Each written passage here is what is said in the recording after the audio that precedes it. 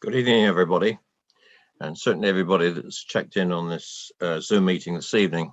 Before we start the proceedings, I'd just like to say a few words about the said passing of Councillor Anne Court, who, until her sudden demise, was also Vice Chairman of this committee. I've known Anne for many years because I first came across her when she was chair of this committee, sitting in the seat that I occupy at the moment. But then I was a parish councillor, and I brought along a session to the Development Control Committee in regards to an application in Chinham. I subsequently got to know her and her husband very well through my professional contacts at Cottage, where I was working at the time. And through that, we developed a very close friendship over the years. And I followed the progress of their family as well. So it was a very sad and sudden loss when we were given the news that she'd passed away.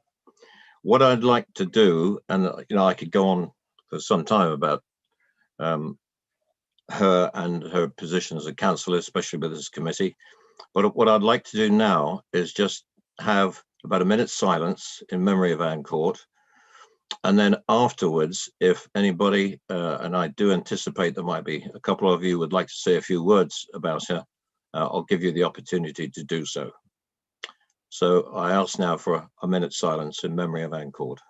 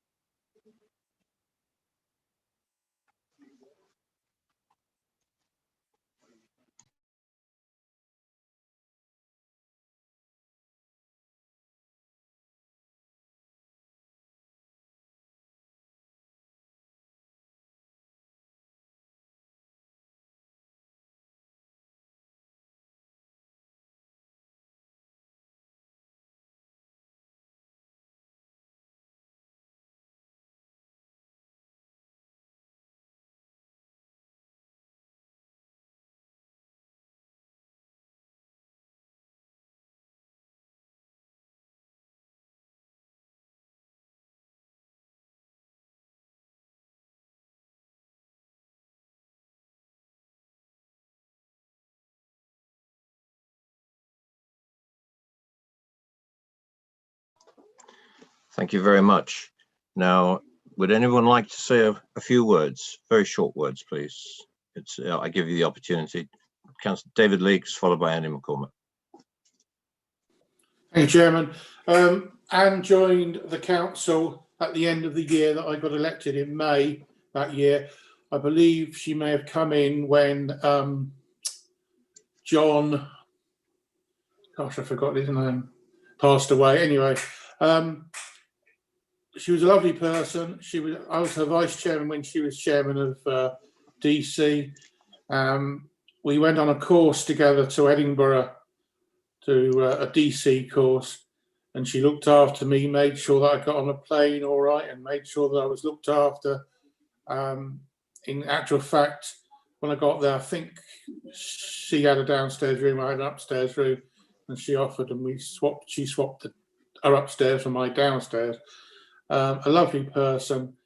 She loved her family, and she thought the world of them. And I remember one incident when one of her family bought her a soup maker, and we were on the bus, and she was going on about this soup maker. So I went out and got one for my wife, only to find less than a year later they were the most popular thing and under half the price. But she was a lovely, lovely person, and she was a fantastic person when she was mayor. And it was great sadness that I heard the loss of her. And my love go to her family. Thank you, Chairman. Thank you, David. Andy? Thank you, Chair. My sincerest condolences go out to Anne's family. Anne was so very dedicated to her community in Kempshott, a community I used to live in once upon a time, and my dad still lives in now. Richard produced with, I'm sure, considerable input from Anne, the Kempshott Courier community magazine, which goes out every month. And I know, having being editor of a couple of these magazines myself, just how much effort goes into that, and just how much effort Anne put into the community at Kempshott. And she was an outstanding mayor as well. Certainly there was an awful lot that was in her slideshow, just showed how much she got around the borough during her short year as mayor. And it was a huge shock to hear of her passing, and she will be sorely missed. Thank you. Jane? Yes, well, I was deputy to Anne as mayor, but I've known Anne for many, many years. We were very similar in lots of ways. We both had service backgrounds with our parents. We both edited the community magazines. We shared articles. We shared advertisers. We shared if sometimes you had a bad payer, you'd say, you know. I also know her as a Rotarian and the charity work that she did. But most of all, she loved family first and then Kempshott after, and was very, very dedicated. And I will miss her. I will miss her as a friend. I was speaking to Richard last night, and he seems to be coping quite well. I think maybe they had realised that this was a possibility. But an incredibly, incredibly brave lady who went through an awful lot and lost part of her limb. And I remember the day she got in touch with me, the day of full council. She said, "Jane, I'm walking in today." And she was so proud. And I'm going to miss her more as a friend than anything. Thank you. Michael? Thank you, Chair. Yes, I can't claim to have known Anne particularly well, but she was certainly a very able chair of DC when I first came on the council. But one thing I do remember is that Anne taught me how to cook curly kale. It came up on the planning bus one day when we were out, discussion about food or something or other. And I happened to say that when I cooked it, it was very, it wasn't tender at all. So Anne put me right on that, and I should always remember for that reason. Thank you. And thank you for all your contributions. Right, to the business of the evening. So it's we're a bit past 6:30, but this is we'll convene the Development Control Committee in virtual session. And for the benefit of the members of the public watching or participating in this meeting, I would like to explain who everybody is. My name is Councillor Paul Miller, and I'm the chairman of the committee. This committee meeting is being held virtually in accordance with the council's rules for virtual meetings, which reflect the published government regulations implementing the Coronavirus Act.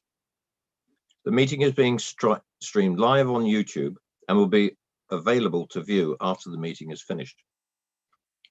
Councillors who sit on this committee and who will be making the decisions on the applications before us are identified by name on the screen. Ward councillors addressing the committee will be introduced by name. Can I ask the officers who will be advising the committee to introduce themselves and their role? Anne Greaves, legal representative. I'm Sue Tarver, Assistant Planning Manager. Lisa Sowden. Sorry, Lisa. Bernadette, Democratic Services. Lisa Sowden, Assistant Planning Manager, and I'll be presenting a number of the items this evening. Russell Stock, Senior Planning Officer, and I'll also be presenting some of the items. Thank you very much. The Development Control Committee is a regulatory committee and not a political meeting. The committee will be assessing the material brought before us and listening to the representations made and will make decisions based on planning reasons. In reaching these decisions, we are guided by national and local planning policy and guidance. I understand that planning decisions can be emotive and ask that everybody remains polite and professional and patient throughout the meeting in case of any slight delay in presentations. Can I now remind both members and officers of the procedures that we'll be using at this meeting as it's virtual? Unless speaking, officers will have their videos switched off to provide clarity as to who the committee members are and for those watching and participating. At this point, can I ask all officers present to switch off their video? Thank you. The officers present will only switch their video link on during the item that they are presenting or when they wish to be invited to speak by me as chair. For this virtual meeting, councillors should observe the normal rules of behaviour under the Member Code of Conduct and ensure they are not disturbed during the meeting. Can members ensure that their mobile phones are now switched off or on silent? Can members of the committee turn on their video link during the meeting and keep their microphones muted unless they've been invited to speak by the chair? Members are reminded that if they switch off their video link or move away from the camera, they will be treated as leaving the meeting and will not be able to take part in any vote on the item under discussion. Members can indicate they wish to speak by raising their hand and should only speak when I, as chair, invite them to do so. When we move into debate of the application, may I ask all committee members to avoid repetition and to keep any comments on each agenda item to a maximum of 4 minutes.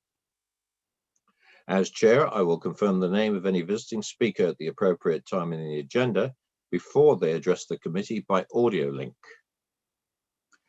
Councillors should state that if they have any declaration of interest or if they have predetermined an item on the agenda, that they are leaving the meeting and switch off their video link. They can then switch on their video link again and rejoin when I call the next agenda item. When a member of the committee has a predetermined position on an application and has registered to speak under the public speaking scheme, they will stand down from the meeting and will only be able to participate as a visiting councillor by audio link. They will then rejoin the meeting as a member of the committee once the application has been determined. At the appropriate time, I will invite speakers to contribute to the meeting by audio link in the order set out in the update paper, but I reserve the right to reorder the speaking in the event of any technical difficulties that may occur. I will ask each speaker to confirm their name and interest in the item before commencing their contribution. I would ask that points made by visiting speakers are material planning considerations relating to facts. And may I ask all speakers, including visiting members, to speak clearly and to keep points made on the application to material reasons only. Any questions from members of the committee to speakers should be related to matters of fact, related to the application and not their opinion. No further dialogue between members of the committee and speakers will be permitted once questioning has finished. And all speakers will be reminded of their permitted speaking time when they have reached 1 minute remaining. Voting will take place by roll call, and I will confirm the recommendation that is to be voted upon before the voting begins. When each member unmutes their microphone to vote, can they leave a small pause before speaking to allow their vote to be heard? Can each member then indicate whether they are for or against the recommendation or whether they wish to abstain?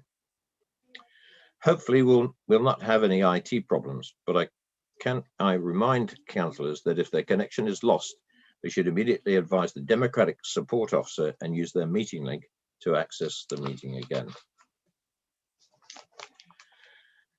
Okay, now we'll run through the agenda. Just to remind members, we've all read the report, but after we finished applications, there are 2 more items on the agenda that we need to address.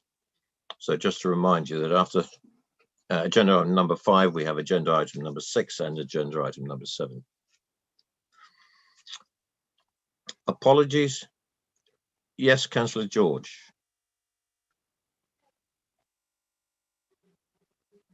Are you muted? Because we can't hear you.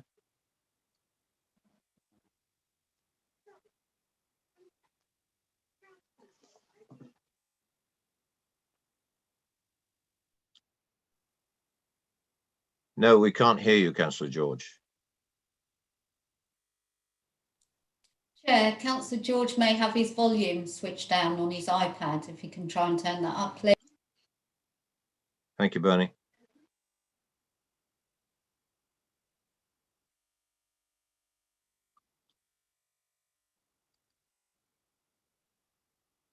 No, we can't hear you, Councillor George.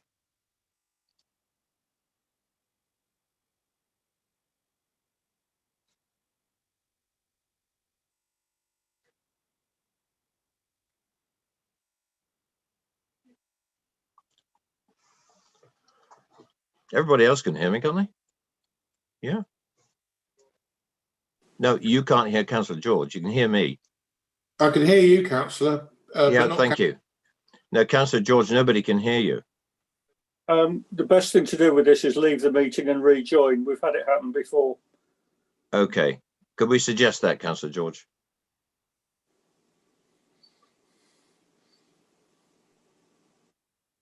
Right, we'll give him 30 seconds.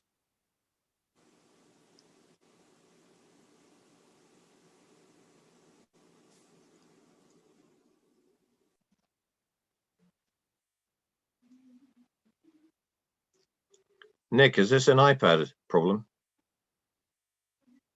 I think it's a choice when you're joining. You get a choice, an option to join using internet audio. And my guess he's not taken it. You're muted. Can you hear me now? Now we can hear you. You put your hand up, Councillor George, for the reason of? I clearly believe it's a very, very sad departure of that we've just discussed, and very Council Court. And but I'm just wondering, we have no vice chair. Are we? Councillor George, have no fear. Thank you. Okay. All will become clear very shortly. Right. Can I have apologies for absence substitutions? It'll be substitutions, but I think we're all here as far as they can see. Fine, thank you. Declarations of interest, please. Councillor George, followed by Councillor Bound.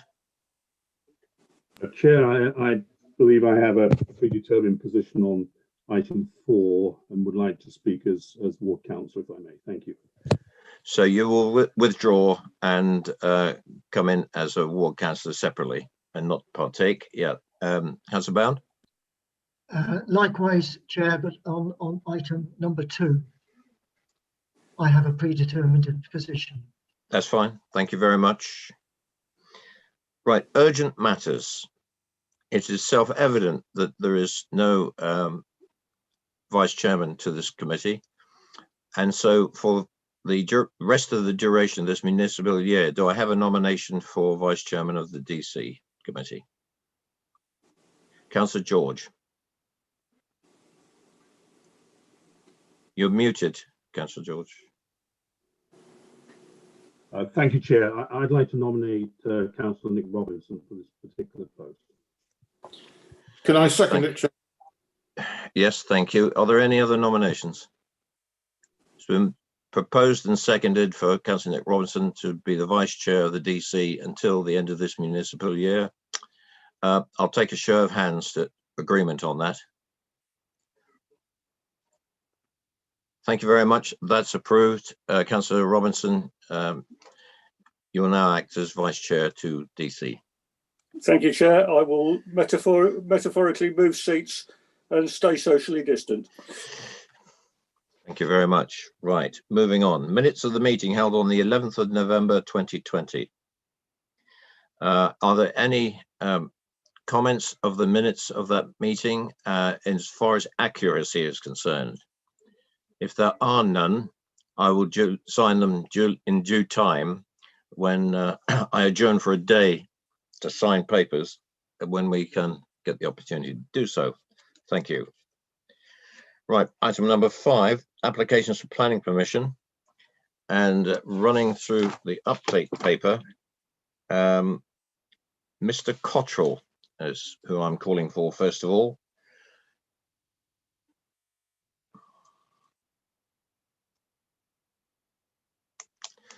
And he's on board now, and if you'd just like to hang fire, and Lisa, if you'd like to introduce the item, please.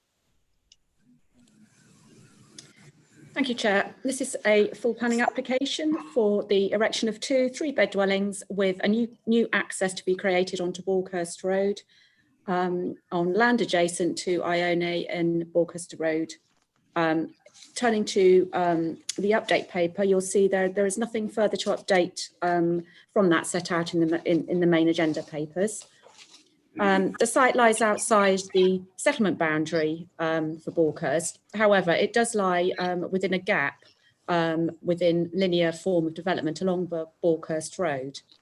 Whilst the council's housing in the countryside policy has reduced weight given the council's 5-year housing land supply, the site's not considered to be isolated, and no adverse impacts arising in terms of visual amenity or neighbouring amenity have been identified. The recommendation is therefore for approval, subject to the conditions listed in the main report. Thank you very much. Mr. Cottrell, good evening. You have 4 minutes. Good evening, Chair. Can you hear me okay? Yep, loud and clear. Okay. I'm not planning on saying too much on this application tonight, as I believe the officers have covered all the relevant points within the report. But I just thought I'd say a few words just to make sure it is clear. There was one letter of objection from a local person that suggested that there were a number of planning applications on this site, which isn't actually true, which you will see from the planning history. The last application on the site was in 2001.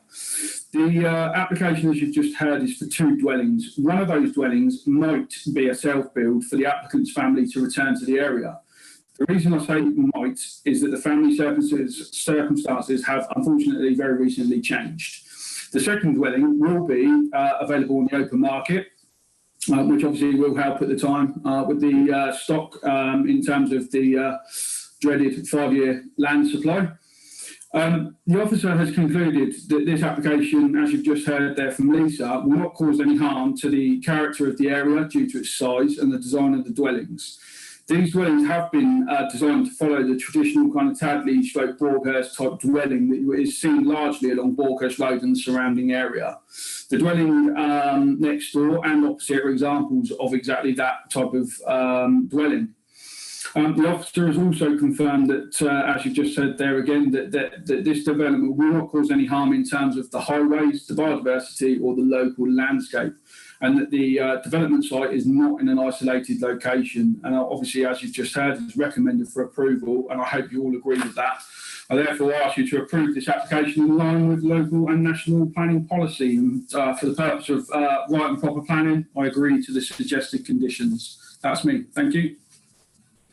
Thank you, Mr. Cottrell. We started a screen sharing. I've lost my committee. Members, questions to Mr. Cottrell? No questions to the applicant. Thank you, Mr. Cottrell. Thank you. Questions to officers at all? Councillor Robinson. Thank you, Chair. Just looking back at the planning history, obviously that was a long time ago, but what has actually changed other than the fact we've got, we're behind on our housing land supply? Because it's been refused then, and I don't really see, obviously I can't see the plans of then, but it was, one was for 2 houses, one was for 1 house, refused and appeal dismissed. Yet all the reasons for approval seem to indicate that even if we did have a housing land supply, it would be acceptable. So I'd like to know, is it approved because it's acceptable in planning terms, or is it being recommended for approval because we don't have a 5-year housing land supply. Thank you. Thank you, Councillor. It's a very detailed report before you, which clearly sets out all of the issues, one of which is that the site lies outside the settlement policy boundary. And, you know, that in itself would ordinarily be a sort of in principle objection. But because of the 5-year position, you know, reduced weight is given to that policy. But nevertheless, all of the various impacts in terms of landscape, et cetera, have been found to be acceptable. So, you know, I can't comment on what the details were of those previous applications. And you knew the first one was way back in 1983 and the last being 2001, which was, a completely different policy regime than the one that's before us. You know, obviously got our plan from 2016 and that's what we're working with. So you need to make a decision based on the application that's before you and based on the officer's recommendation from that, you know, very detailed report that you have in front of you. So basically, we're making a decision on whether it being out of policy because it's out of the development zone versus the housing land supply. Those are really only the two issues we're really thinking about. And no, I think obviously the report sets out the assessment against a number of issues, you know, including principle, but also landscape, residential amenity, biodiversity, et cetera, and also the access highways. So and the report balances those benefits, you know, against the reduced weight on the policy. So, as I say, this is found to be acceptable in all other regards. And ordinarily, it would be the principle that it could possibly have fallen foul on, but because of the position we're in, that's, you know, all of the kind of details are considered acceptable. It's not an isolated site, which you sometimes hear us. We'll be, you know, no doubt discussing that on a later application. But this does fit in with the context of the surrounding area in terms of pattern of development within that linear built up area. Councillor Potter. Thank you, Chair.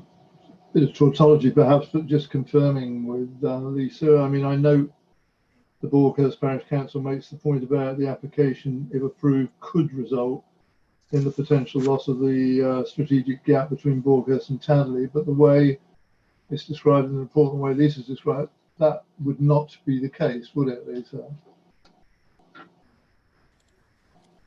Yeah, I mean, clearly that there would be, you know, there will be some built form within that gap, but it's not considered, you know, given the policy, the strategic gap policy is talking about, you know, this sort of coalescence and avoiding that, which, you know, on the two houses in this particular part of the gap is not considered to, you know, diminish that wider strategic gap on which the policy covers.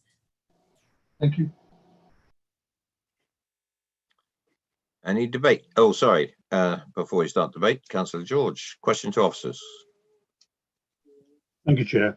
Very quickly, having read through this, it's quite a comprehensive report. The only concern I had was really if you look at Google, you can see a very substantial hedgerow to the north of this property.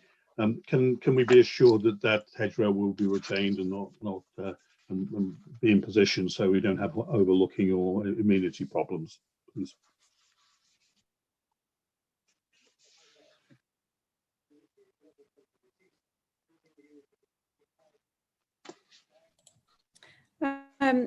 The application does require the submission of our borocultural methods statement, which will involve a tree protection and various other tree measures, and that's to be secured by condition 13. Okay. Right, debate. Councillor Bound. Thank you, Chair. As Ward Councillor, I will just say a little bit. As Lisa says, this is all the way down Borkhurst Road. There is linear development. And as you can see from the site plan, just to the north of the site, there is Elm Cottage, which we as a council, as a DC committee actually, approved a lot of extension on that cottage. To the north of that is Old Kent's farmhouse, which is a fairly recent development. A little further north of that, under delegated powers, the officer approved 2 houses in a space there. And going south of the site, you have Ione, and next to that is Papine. Now, I appreciate the Borkhurst Council, Parish Council's thoughts about the strategic gap. In actual fact, if you go down that road, you can't see this site because it's hidden by a hedge, behind a hedge. It will be opened up, but I would hope that there will be soft planting to the rear of it, which would,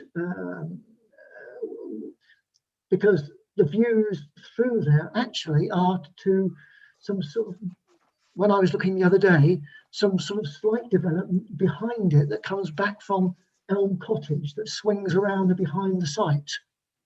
So there's already obscure views through there, and I think some soft landscaping at the back of the site would improve things. But I'm broadly in favour of this proposal, in spite of the objections of Borkhurst Parish Council. Thank you. Thank you for that. Anyone else on debate? Yeah, when I had a look at this myself, what I'm tending to doing, because of our circumstances, not going on site visits, I've been using Google Maps a lot.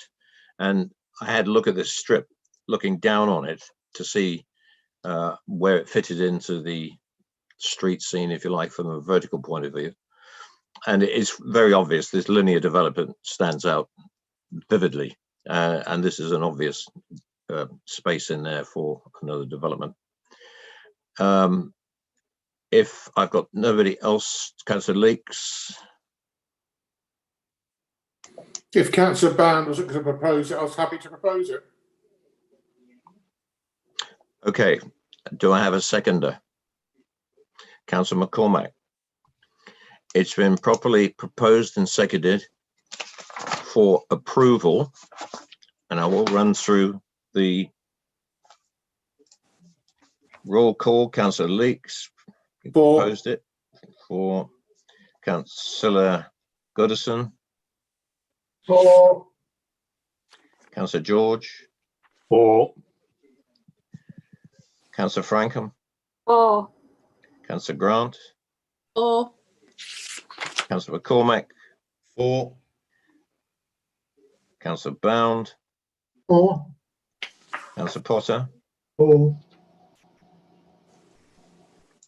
And Councillor Tomlin. For. Councillor Robinson. For.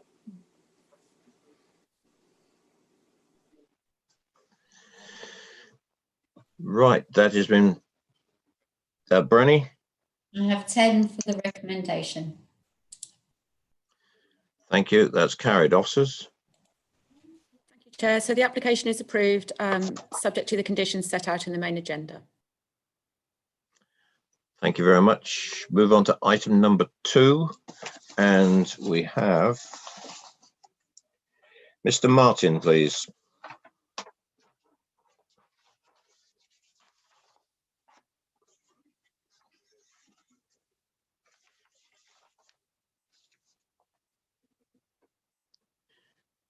On mute. Hello, mate. Can you hear me? Thank you, Mr. Martin. We can hear you. If you just hang fire, the officer is going to introduce the application. Thank you. Yeah, thank you, Chairman. So this is item number 2, Land at Inhurst Lane in Borkhurst. The application is for the erection of a 3-bed dwelling along with a new access. The application is recommended for refusal for the reasons set out on page 101 and 105 of the main agenda. There is a brief update regarding the Ashford Hill SSI zone, which is set out in the update paper there. This application follows a previous application on this site for a single dwelling, which came before members in December 2019. That application was refused, and the sort of reasons for refusal are set out in page 108 of the main agenda there under planning history. Thank you. Mr. Martin, you have 4 minutes. Thank you, Chair. I'm not sure I'll need all the 4 minutes. Thank you to the committee for listening to me as well. Just wanted to raise a number of points on the application to support your suggestion to refuse. Firstly, the fact that very, very little has changed since the former position of less than a year ago, and therefore the key challenges remain to this. But if I can draw your attention to the comments of letter 4, the application, I can absolutely confirm that in the 4 years that I've lived in the area, there has been no fly tipping at all on that site. The site is well maintained. It is not an eyesore, and it is a very isolated site. So I am surprised that was put as a reason for the application. The lane itself is, it's a community asset. There's plenty of farmland, paddocks, ancient woodland. It's a very rural location without any recent developments at all. The other key reasons for my wish to speak on this are that effectively this would or could be perceived as being the thin end of a wedge. There is no need, in my view, and in the 17 other people who wrote letters of complaints about this, to develop on that particular piece of land. We feel that it would be more damaging than beneficial, both from an environmental perspective with the wildlife in the area, and as you can see from the picture on screen now, the considerable woodland that is nearby, and also, as you can see from that picture, as I mentioned earlier on, the isolated nature of it. But I come back to my key point, particularly I think it's Councillor Woodgrove, I'm sorry, I may be forgetting his name incorrect, who wanted this brought up for commentary around it being not an isolated site. It is an isolated site, and as I say again, the comments regarding fly tipping and improving the area, I don't believe are valid. Thank you for allowing me to speak. Okay, Mr. Martin, pleasure. Members, questions for the speaker? And could you remove the visualizer, please? Are there any speakers who wish to address Mr. Martin? No, thank you very much, Mr. Martin. Thank you. Mr. Cottrell.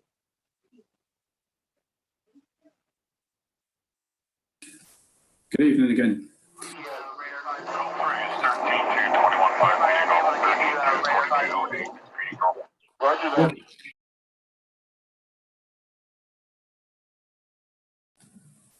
Try that again. Got me?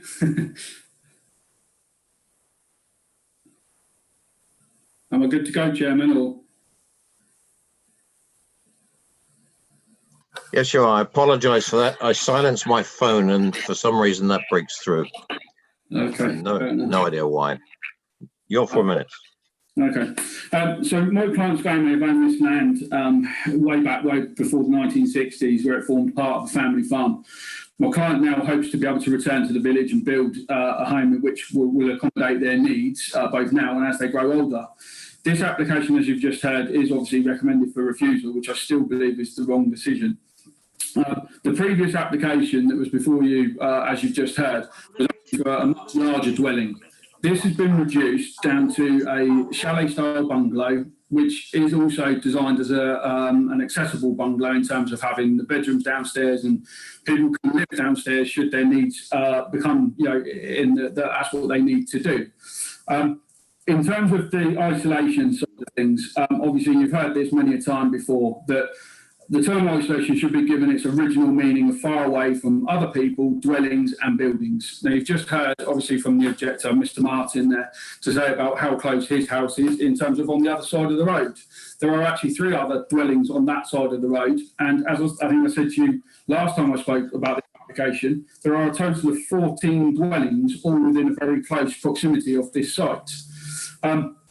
In terms of distances to bus stops, again, the officer has said that there are no nearby bus stops, but they have said that it is in an adequate position for sustainable modes of transport, in terms of there is a bridleway that runs alongside the site that will take you up to the settlement of Borghurst.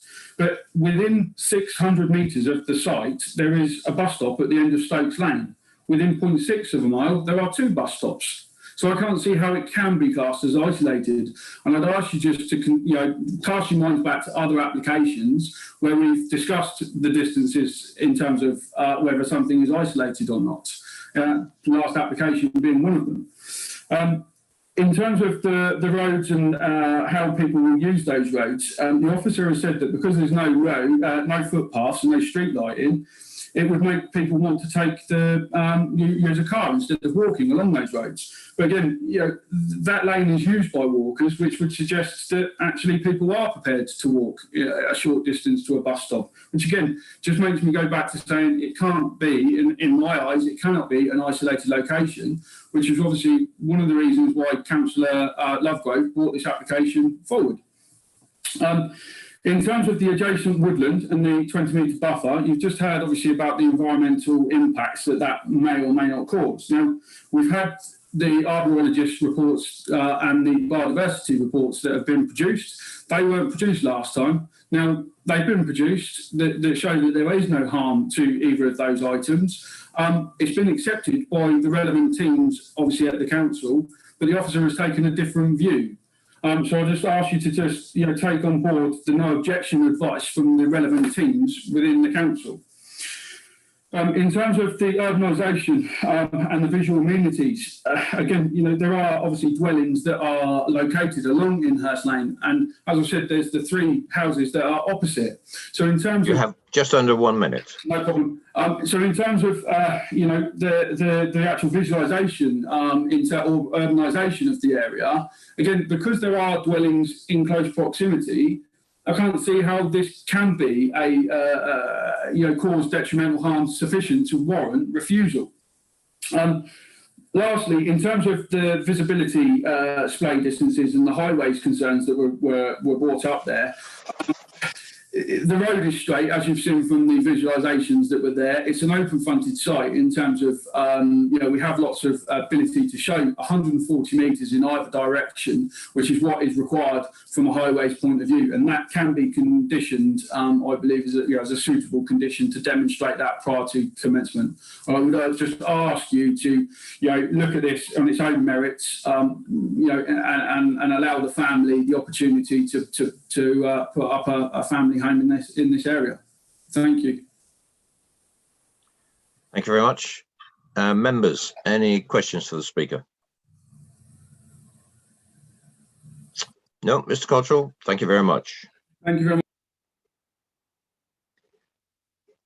Now, do we have Councillor Lovegrove with us?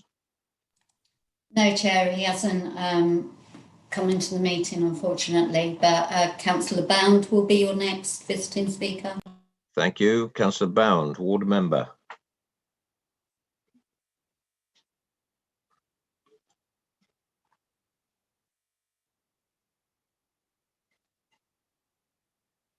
Thank you. Can you hear me now? Yes. Okay, thank you, Chair. On the last planning application, I did vote against it. I voted against it not on the main reason for refusal, which was isolation, but basically on the design of the building, which I didn't think was suitable for the site. If you remember that particular site, you will remember that opposite to it there were buildings, and in fact one of the photographs on the visualizer quite clearly shows a lot of domestic paraphernalia on the roadside, a green bin I think, and a whole load of rubbish bags. And behind that there are 2 other buildings, 2 other large buildings. A little further up the road there is a cottage, and a little further up from that there are 2 buildings and an industrial site on the corner of Stokes Lane. Through the trees you can quite clearly see now greenways, which is through the woods, and a house that I know very well from my youth called Newbies. And then further sort of east you can see the bottom of Heathrow Copse. This is the main reason why last time I got somewhat annoyed about the description of the site as being isolated. However, the majority of the committee, and I quite realise this, did not go along with that, and it was subsequently refused. Just briefly on the sight lines, I did walk it the other day. From the bottom of the hill up to where the entrance will be, it's about 150 metres, I would say. And from there to the top of the hill, I would say it's about 120 metres. I walk that road frequently. Although it takes quite a lot of traffic, nothing goes down there at much above 30 miles an hour, although I realise it could be 60 miles an hour. So I don't feel the talk about sight lines is particularly relevant. The reason for refusal number 2 about urbanisation, well, obviously, if you've got a house, you can have urbanisation. On that particular site, it's been a field for quite a long time now, and it's just rather bare. It's never been other than a field for about the last 20 years, I don't think. You used to see rabbits a lot in there. But now I haven't seen a rabbit in there for a very, very long time. The trees are well set back. And in fact, on the sort of eastern boundary, there now are only sort of about 3 or 4 prominent trees. And behind that, it's a lot of trees that have been thinned out. You So have just under a minute. I have taken a predetermined position on this particular proposal, and that's why I'm purely speaking as a ward councillor. Thank you. Thank you very much, councillor. Members, any questions for the ward councillor? Nope. Thank you very much, Councillor Bound. Right. No more speakers and questions to officers.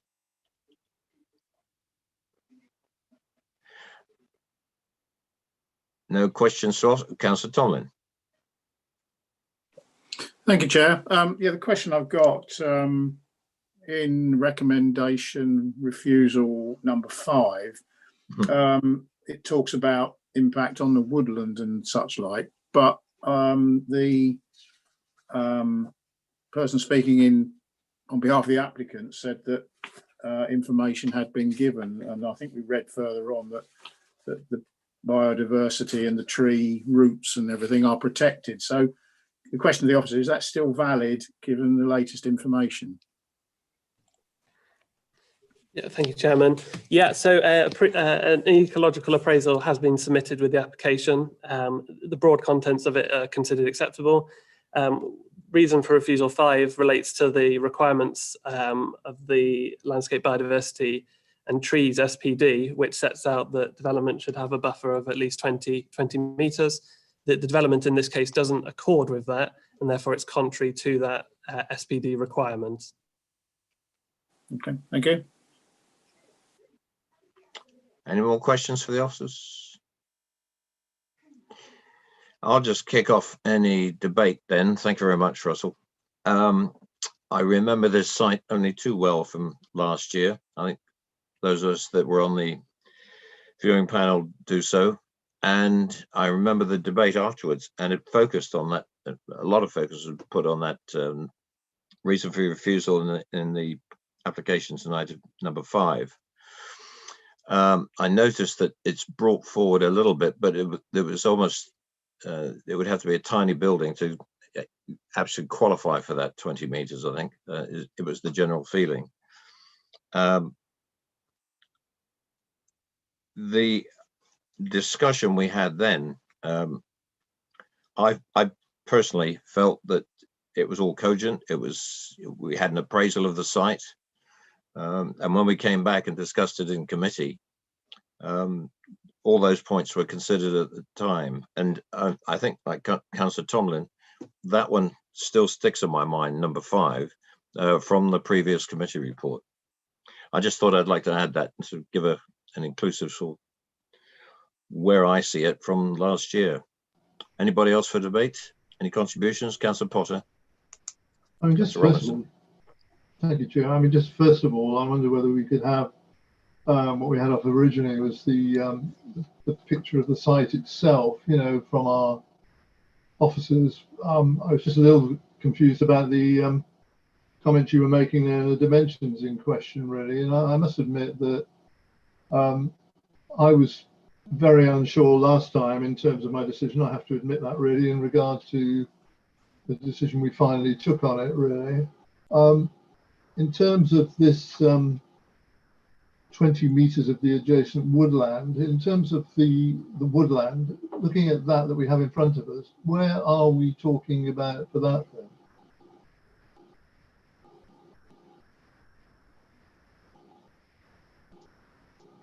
Okay, thank you. And fine. And what is described then really as being within 20 meters of the adjacent woodland there in regard to the layout that we have in front of us, really? I mean, clearly the dwelling itself, sorry, that's it. I mean, I haven't got any to scale this really, but we're talking about significant distances, aren't we, really? I know it hasn't changed much from what we saw last time, and I think it was touch and go in the committee when we made the decision, really. But I mean, I think I'm personally satisfied that we have got sufficient distance away from the woodland in regard to the layout that we have in front of us, really. Other matters come into play, of course, and I'll reserve comments on that. Thank you. Councillor Robinson. Thank you, Chair. The only reason for refusal that I'm really concerned about is the one that's really been already raised, which is reason 5. It's this 20-metre buffer. We refused it on that last time. And like Councillor Potter, I think it's a little bit sort of marginal. We refused another one on exactly the same reasons. I think it was in December last year. I can't remember the address, but it was in Councillor Isaac's ward. I do remember that. That one, the house was actually under the canopy of the trees. But then if I turn to page 118 of the report, it says a tree survey has now been provided that demonstrates the development will not encroach over the root protection area, and the tree officer has raised no objections. So taking both of those things, sorry, something happened to my iPad there. I disappeared, didn't I?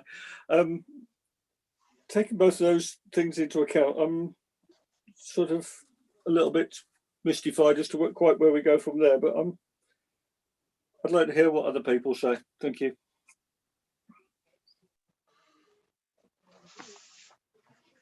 Councillor George, followed by Councillor Tomlin.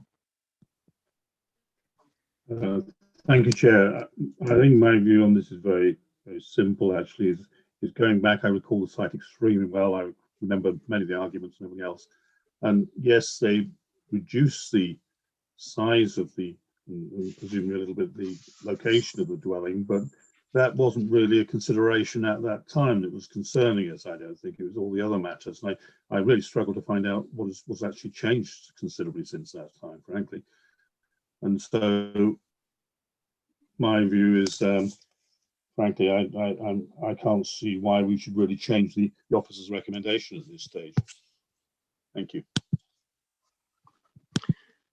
Councillor Tomlin, did you want to add something? Sorry, Chair. Yes, Chair. Well, there's some confusion here. We've got, as Councillor Robinson says, there is no problem with the root protection according to our tree officer, but the biodiversity officer is still maintaining we're not 20 metres away. So I presume that is the 20 metres from the back border. But we have had many occasions on this committee where we always regarded that as the canopy. Now maybe we were in error of that, but I'm seeing that this is a little further away than it was before. Marginally, they changed the size of the house, but it just seems like that little bit just seems very confusing to me. That we're sort of on one hand saying it's okay, and on the other hand saying we're not. It's okay, and it's very confusing. it's sort of the balance of the harm, really. I'm sort of erring, if our tree officer is satisfied, that issue is not as valid as it once was. So okay, yeah. Russell. Yeah, no, that's fine. I thought I'd just clarify because I think there's a bit of confusion here. So the biodiversity SP, it's a biodiversity issue in terms of the 20 metres rather than an impact on the roots of the trees. And the 20 metres includes residential gardens. So there should be a 20-metre buffer and the residential garden should be outside of that. And it's to do with decay and the natural process of woodland. If you put a residential use hard against woodland, there'll be those pressures. The woodland won't be able to continue in its sort of natural process. So it's a biodiversity issue rather than sort of the impact on the roots itself from the building. Now, I just remind the committee again that the principle, there has been no significant or material change in planning policy since the committee refused the application back in 2019, where it was decided that the site was isolated. Thank you. All right, thank you for the clarification. Thank you. Yeah, the other thing I noticed on this one was similarly to last time, the parish council is objecting, landscape objecting, highways objecting, but because of insufficient information, and ONR, but presumably we do that by condition. We have our procedures for the 21 days cooling off period anyway. There we have it as presented to us, committee. Any other comments or views on this one? Because if we don't, I will move it from the chair of the officer's recommendation. Do I have a seconder? Councillor George. Moved and seconded for the officer's recommendation, which is for refusal. I'll do a roll call. Councillor Robinson. This is for the recommendation. For or against or abstain? For the recommendation. For the recommendation. Councillor Leakes. For the recommendation. For the recommendation. Councillor Goodison. Against the recommendation. Against the recommendation. Councillor George. For the recommendation. For the recommendation. Councillor Frankham. For. Councillor Grant. For. Councillor McCormack. For. Councillor Bound. Sorry, Councillor Bound is not here and he won't be voting. Councillor Potter. Against. And Councillor Tomlin. For. For.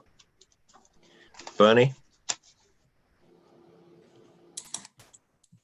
I have 7 for the recommendation and 2 against.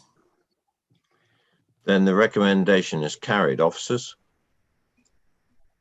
Yeah, just to clarify, the application has been refused for the reasons set out on page 104 and 105 of the main agenda. Thank you very much. We move on to item number 3. This is Pirates Cottage. And we have Mr. Norton, please. Or should I say Councillor Norton? Thank you very much, Chair. Hopefully you can hear me. Yes, loud and clear. If you just hang on, we'll introduce the application.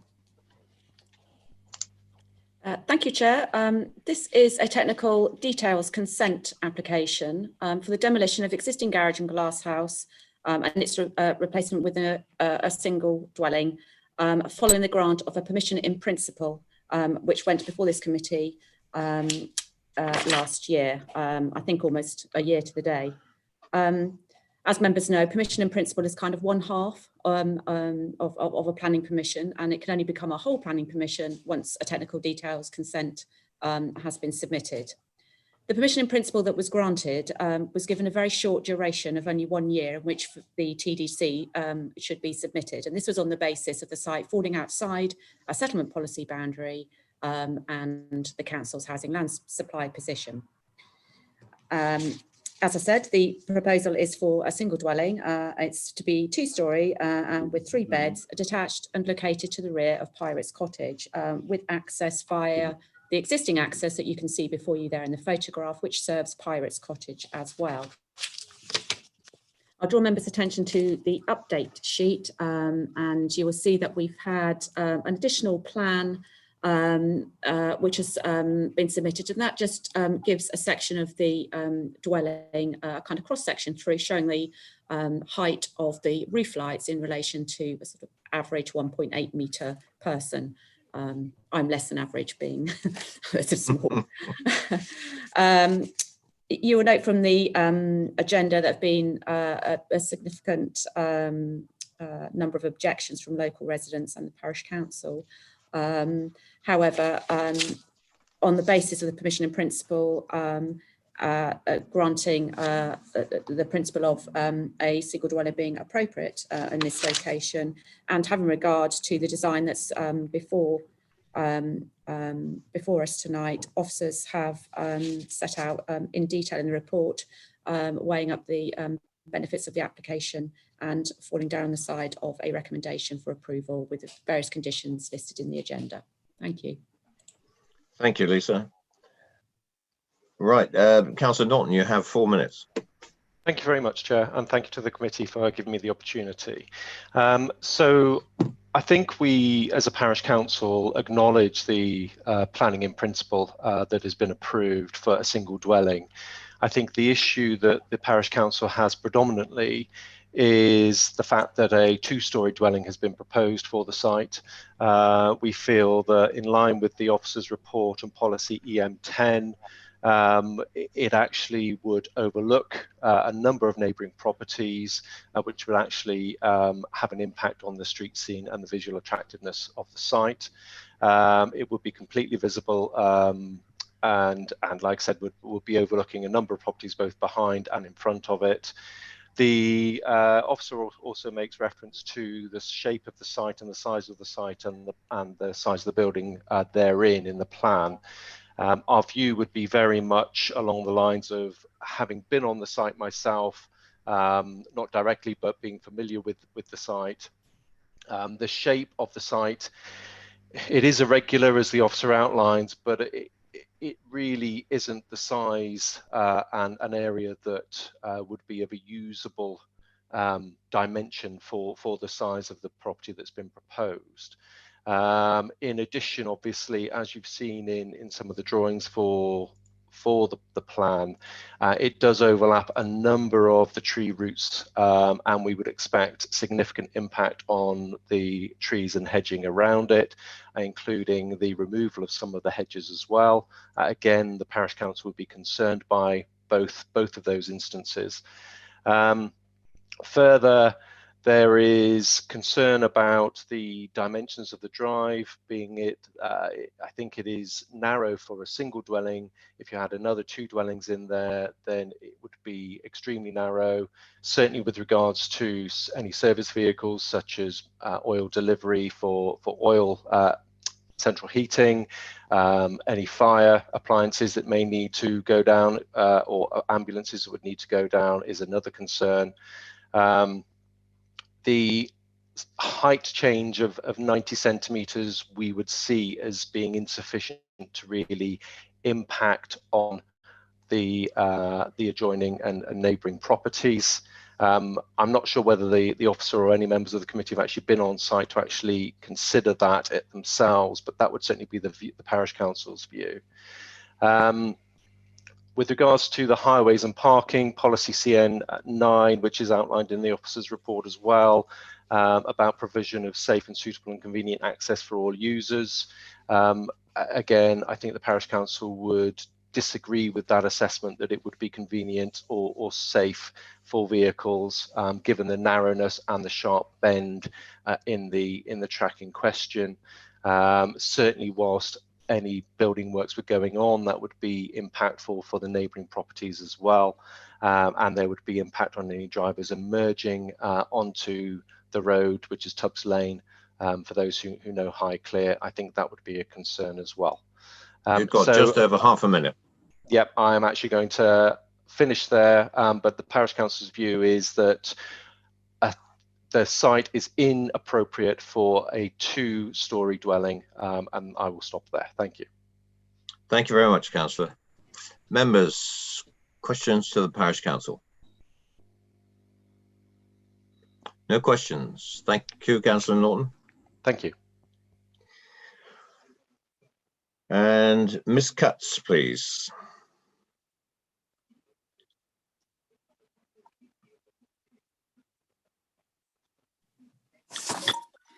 Thank you, Chair. Louise Cutts, Director and Owner of Wessex Planning. I speak Go on ahead.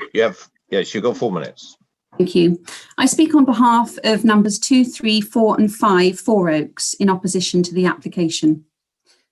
The grant of permission in principle does not oblige members to approve a technical details consent if they believe something else would be more appropriate for the site.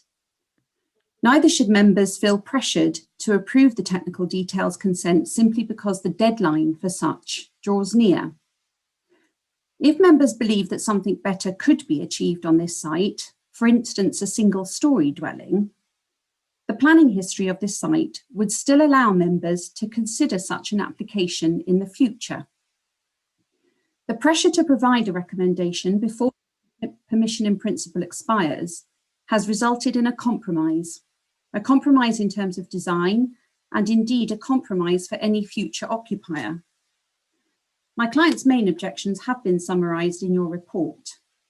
However, what the report does not consider is the loss of outlook to my clients and their loss of ambient daylight. These are not the same as loss of privacy or loss of sunlight. They are two distinct matters, each legitimate material considerations. The fact that my clients' gardens face northwards means that any light that they do receive is even more valuable to them in terms of the use of their very small garden areas.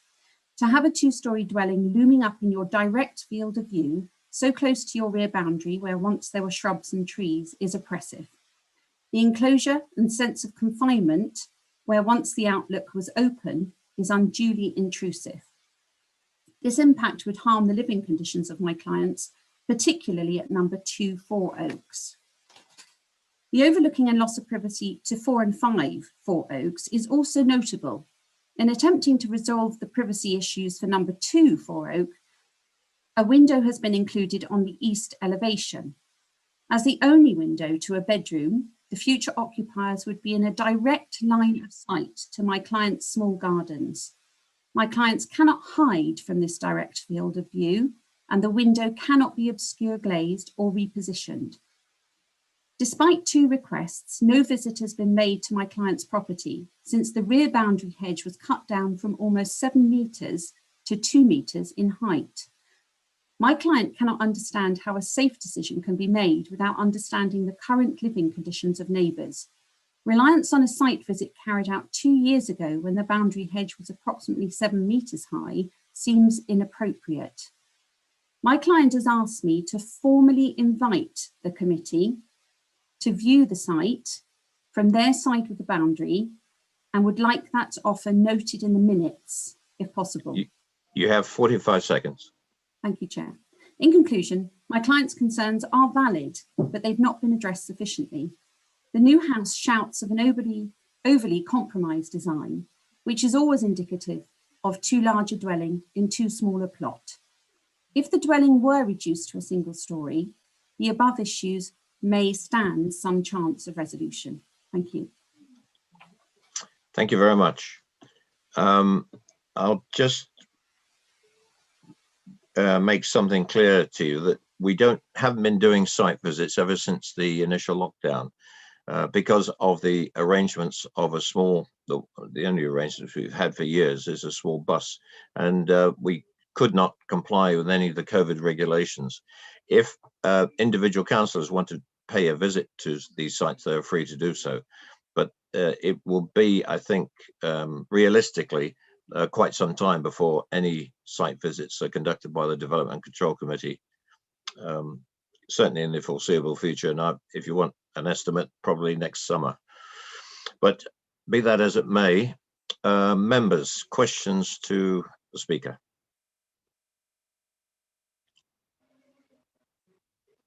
No, thank you very much, Ms. Cutts, I beg your pardon.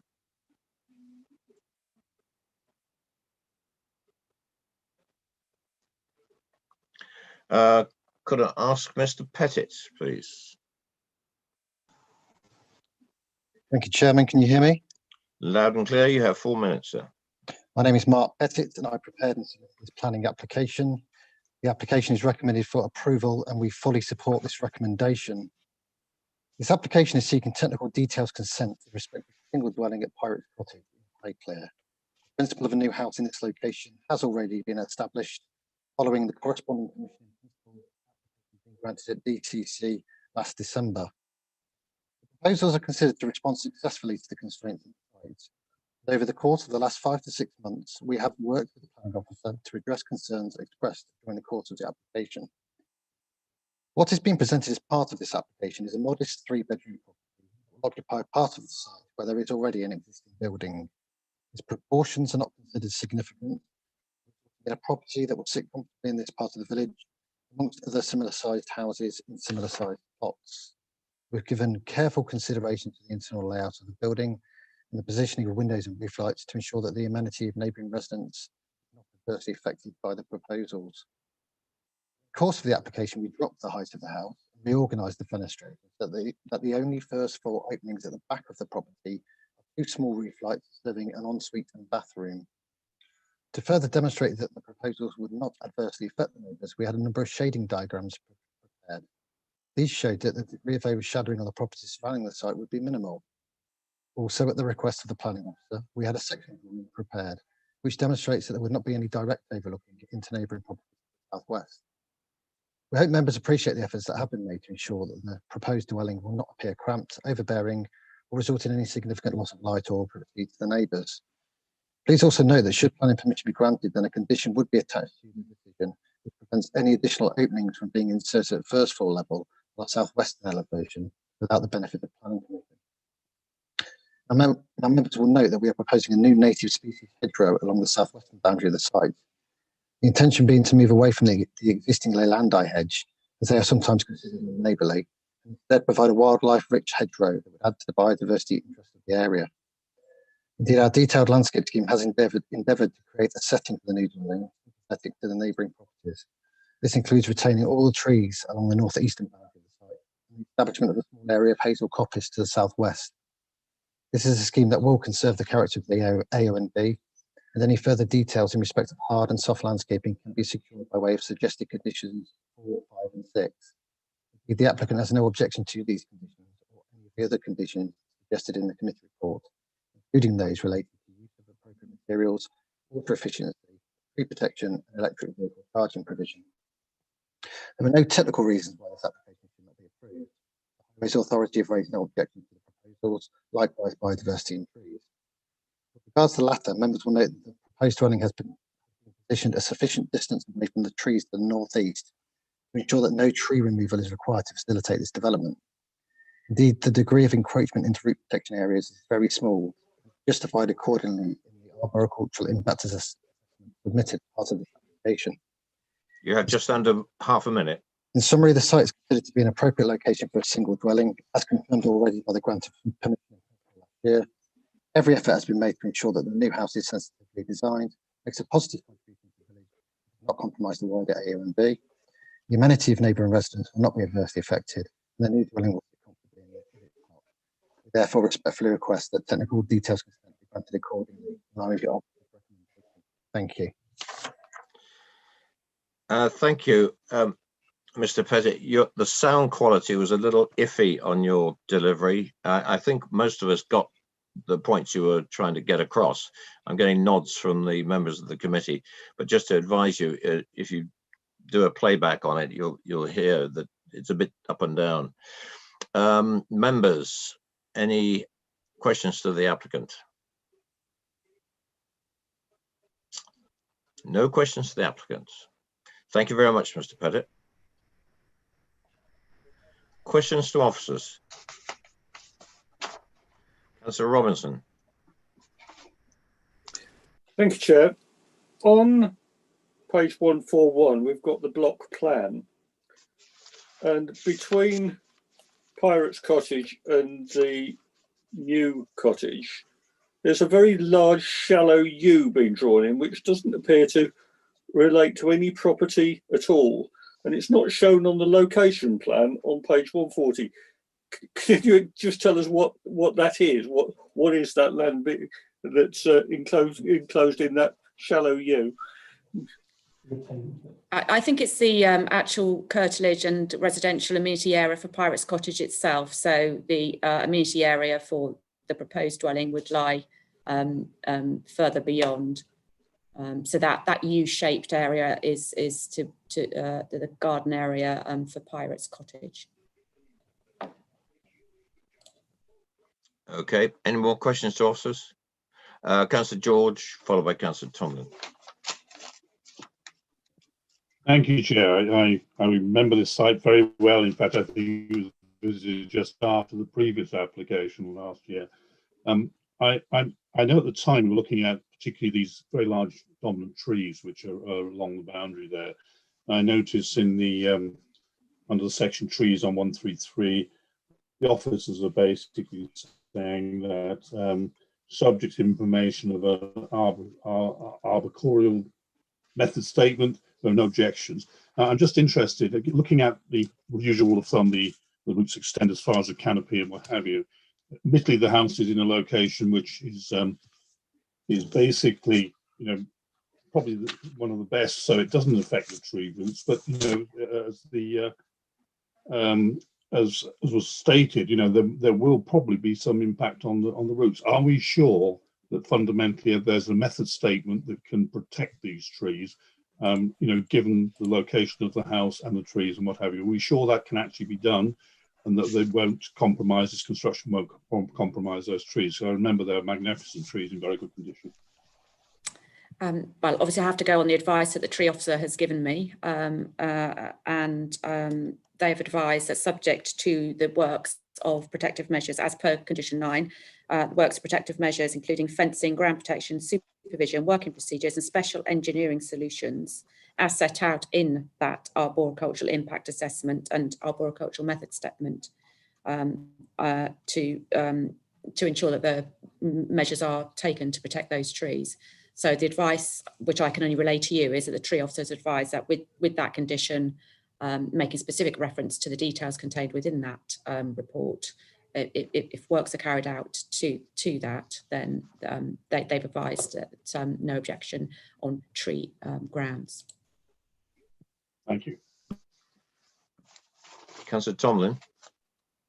Well, I'm not going to repeat everything because that's exactly what I was going to ask, but I will make the question. There is a diagram on our visualizer that shows the tree protection circles, and they go underneath the foundations of the houses. So whilst I hear the response there and read the response about engineering solutions, can I ask the officers what mechanism we have to actually police that this actually does happen? Because I don't see this as a building control thing I would envisage. So how do we actually check that these things, come about? Clearly, we don't have the resources to be on every single site monitoring. As you know, that just would be impossible. I haven't read the full details of this report, but I would assume that they would have their own in-house arboriculturist who prepared this report. This is what the usual practice is, that would be on site supervising and monitoring along the way. That is usually what is built into these types of reports. Obviously, I can't guarantee because I haven't genuinely read this, word for word, but the usual basis is, and I know that our tree officers normally like to have that comfort that there is an on-site ARB specialist monitoring and supervising, but that, that's as far as I can go in terms of what the usual practice is. Okay, all right, thank you. That's answered my question. and obviously supervision is referenced within the condition 9 that we've proposed anyway. Any more questions to officers? Debate?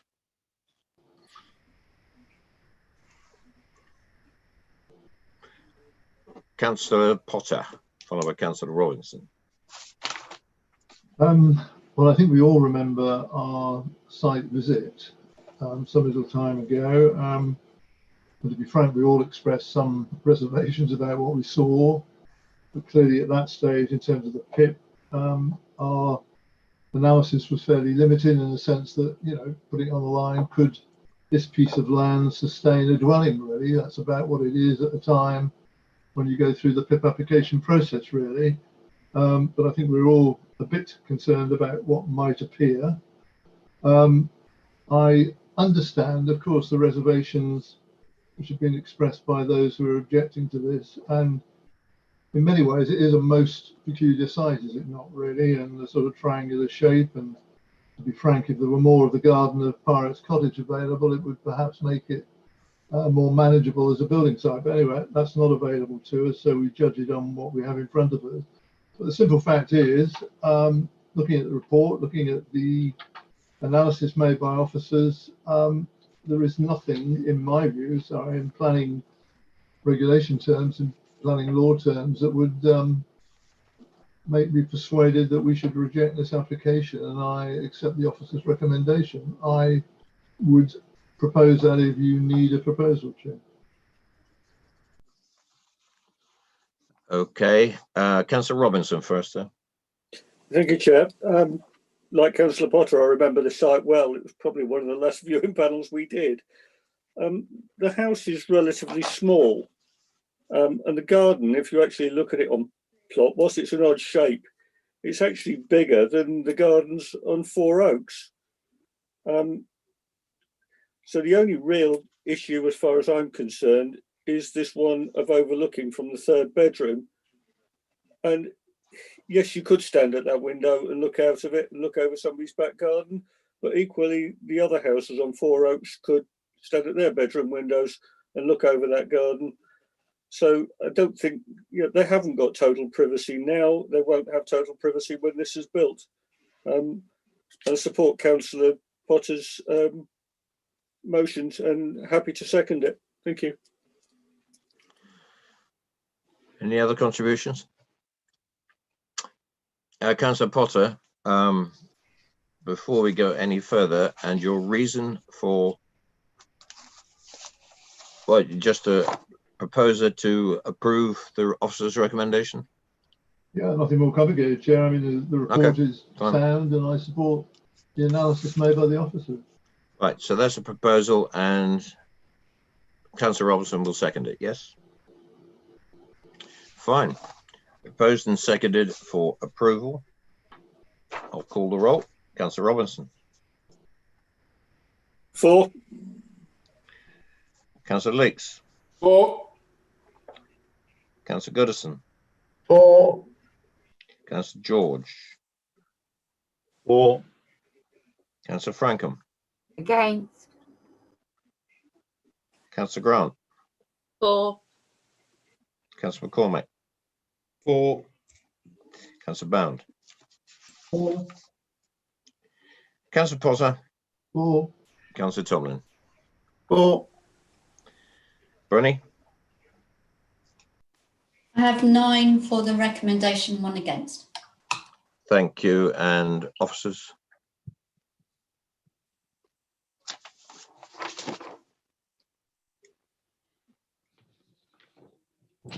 Apologies, I couldn't move, get my cursor to move across screens. The application is approved as per the officer's recommendation and subject to the conditions set out in the main agenda. Thank you. Thank you very much. Moving on to item number 4. We had no speakers, no update. And officers, if you'd like to introduce the application. Yeah, so application number 4 is at 107 Winchester Road in Whitchurch. The application is for the erection of a detached garage to the front of the property, as you can see on the visualizer. The application is recommended for approval as set out on page 145 of the main agenda. And as you say, no updates for this one. Thank you. Right, thank you. Councillor George, you are one of the ward members. Do you have anything you wish to say at this particular stage? I'll give you the opportunity. Sorry, Councillor. Oh, he's gone. Councillor George is sorry. visiting speaker on this one. Yes, I beg his pardon. Well, the visiting speaker can come in because there's no other visiting speakers. Sorry, my little note disappeared under the mountain of paper that I know Councillor McCormick and I have trouble with. Right. Yes. Councillor George, you have 4 minutes. Thank you very much indeed, Chair. Look, thank you for this. I shouldn't take long. It's a relatively basic principle looking at here. Just to mention, to avoid duplication, the Town Council last night asked me to represent their views, which are clearly set out on page 147 of the officer's report. It's fairly straightforward, but if you look at the plan on page 152 of the officer's report, you can faintly see there the buildings. They're in a fainter colour there, but you can clearly see those going down the side there. And as you can see, they're relatively well set back from the road. And other than a very small isolated structure, which is shown next door to the applicant site to the south, there's no further structures anywhere forward of that line, actually. This structure is referred to on page 148 of the officer's report and has been placed there without planning permission, as they suggest. If you look at the second and fourth photographs of the visualizer, we'll see that this relatively small structure is almost invisible in the street scene. You can't really see it, and almost completely hidden by the hedges. It's not until you get quite close up to it, and immediately front of the house or to the south, that you can actually see this quite modest structure. The proposal before us is to build a much taller and larger structure, 3.3 meters in height and 8.36 meters in width, in the garden next door to number 1, so in number 7. This will be roofed with black corrugated steel and with solar panels on the southerly aspect. As such, it should be a relatively large, imposing structure, which, unlike the small adjacent structure, will be clearly visible in the street scene. As correctly identified on page 147 of the officer's report, the development is subject to policy GD1 of the Whitchurch Neighbourhood Development Plan. This policy basically reinforces the adoption of the Whitchurch Design Statement, which requires that applications for proposed development must comply with specific design requirements. The guidance requires that that developments retain important public views, particularly those listed, by preventing the erection or alteration of buildings or structures or any changes to the landscape setting that would adversely affect these views. Now, interestingly, these are specific views, and the views listed specifically include Winchester Road's stretch, brackets F, from the A34 exit road past Ivy Cottage along the tree-lined southern approach to the town, with the houses set well back on the right, and the Millennium Meadow on the left. Now, this is precisely the location of the proposed development. It's precisely that location. The design statement also requires that proposed developments retain or create a positive building frontage that reflects the character and scale of the surrounding area. It also requires that developments use a design of architecture and landscaping that is sympathetic to the rural character. You have 1 minute. Thank you. I therefore contend that the proposed development is contrary to the very specific guidance in the Whitchurch Design Statement, and therefore contrary to policy GD1 of the Whitchurch Neighbourhood Development Plan. I also argue that the proposal is contrary to policy EM1 and EM10 of the local plan. While I understand the officer's comments regarding the fact that the adjacent structure is now immune from enforcement action, I have great difficulty in the use of this to justify the approval of a much larger and visually imposing structure with solar panels on the top, well forward of the business line, next door, and which is contrary to the very specific guidance of the Whitchurch Design Statement. Thank you, Chair. Thank you very much, David. Anyone got questions for the ward member? No questions for the ward member. Thank you very much. Questions to officers. I've got one. What weight do we give to the policy GD1 of the Whitchurch Neighbourhood Development Plan? Yeah, as part of the development plan, that would be given full weight. Thank you. Any other questions to officers? Debate? Any views of what this garage is doing, where it is? Councillor Robinson? Thank you. Could we have the visualizer with the photos up again, please, for a moment?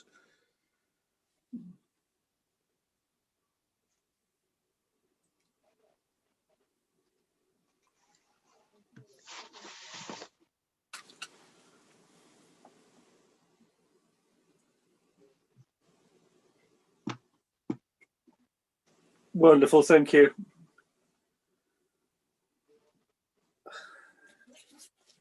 This is way forwards of the building line. It is going to be quite obtrusive because it's not well screened.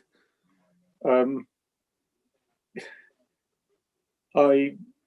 am inclined to agree with Councillor George that it is contrary to EM1 and EM10. So on that basis, I move for refusal. Thank you. Thank you, Councillor Robinson. Councillor Tomlin? Exactly the same view. The neighbourhood development plan, the views, and the fact this will be very visible in that view. It's a very material point. So I'm happy to second for refusal on the grounds of what Councillor Robinson just outlined. Fine. Officers, before we move forward on this one, are you satisfied with the reason for refusal?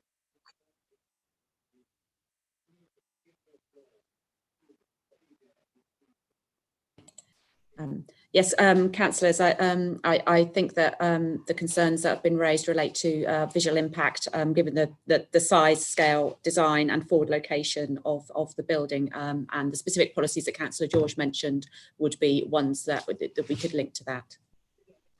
What about EM1 and EM10? Yes. So just to be clear, EM1, EM10, the neighbourhood plan policy GD1 and the Whitchurch design statement. Thank you very much. Yep, that's clear. So that is Councillor Robinson, seconded by Councillor Tomlin, for refusal on the basis of what has just been explained by the officers. And I'll call the roll on that one. And Councillor Robinson, number one. For refusal, this is. For refusal. Yep. Councillor Leeks. For refusal. Councillor Goodison. For refusal. For Councillor George isn't here. Councillor Frankham.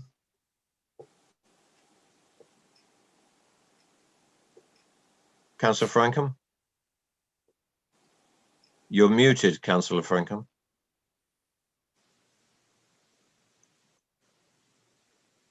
Councillor Frankham.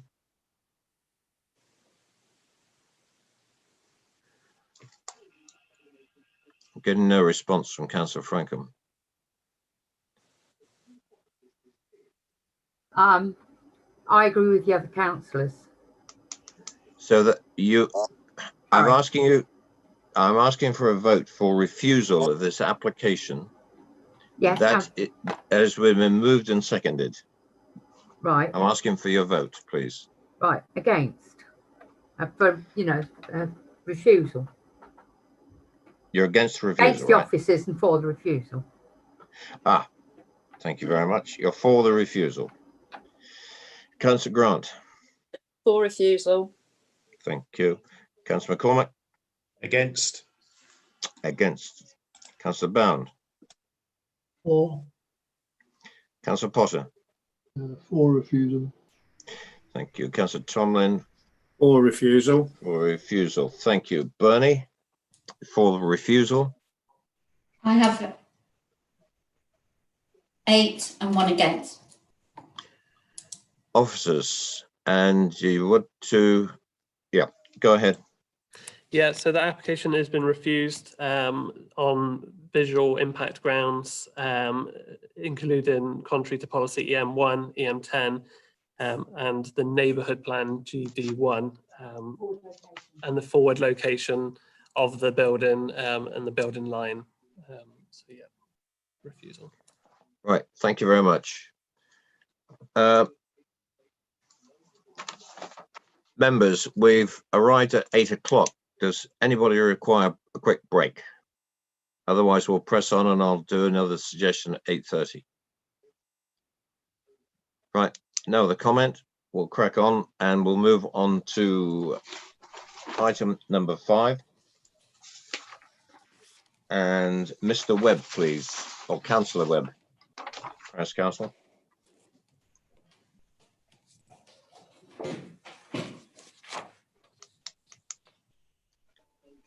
Can you hear me?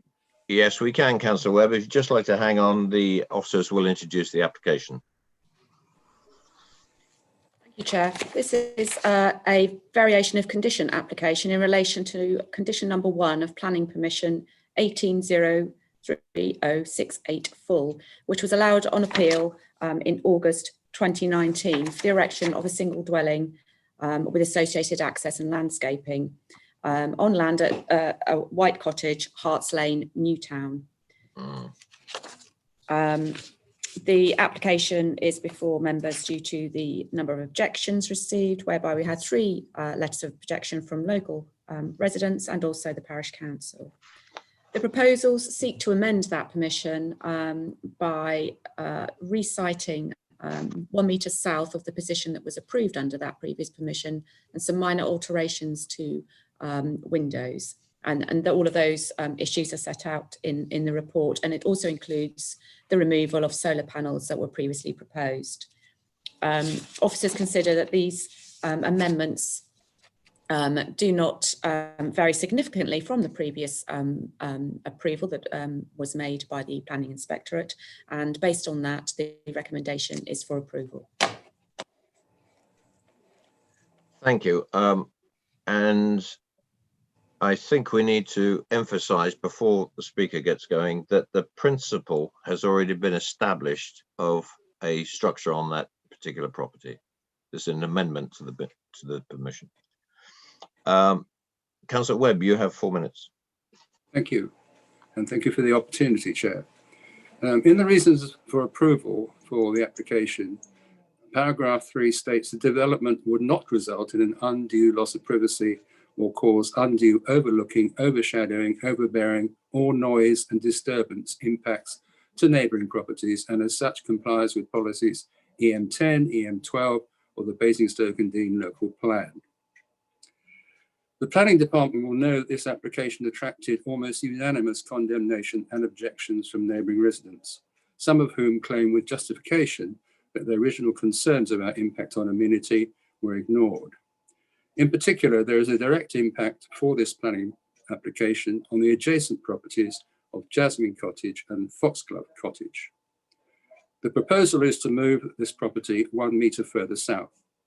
We would ask you carefully to weigh up the minor advantage of improved space around a utility door against the disadvantage of moving this high 2-storey building 1 metre nearer to the adjacent properties, which represents a significant reduction in distance from the new property and the adjacent Jasmine Cottage. The proposed move of the property will result in increased congestion in an already cramped site layout, and more importantly, a negative impact on the privacy and amenity of the adjacent properties. Thank you, Chairman.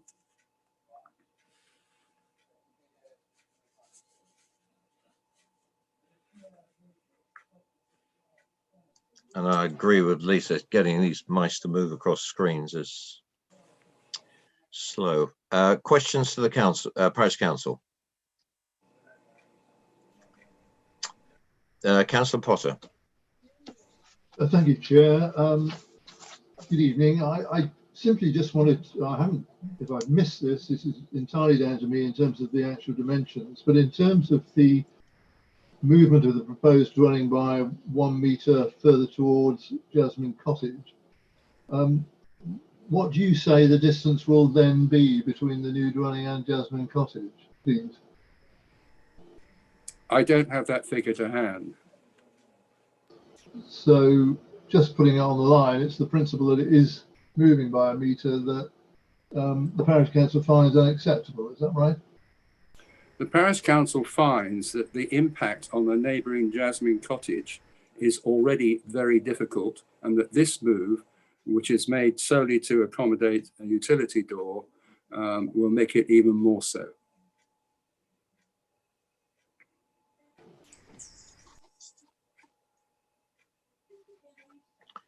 Any more questions for the parish council? Thank you, Councillor Webb.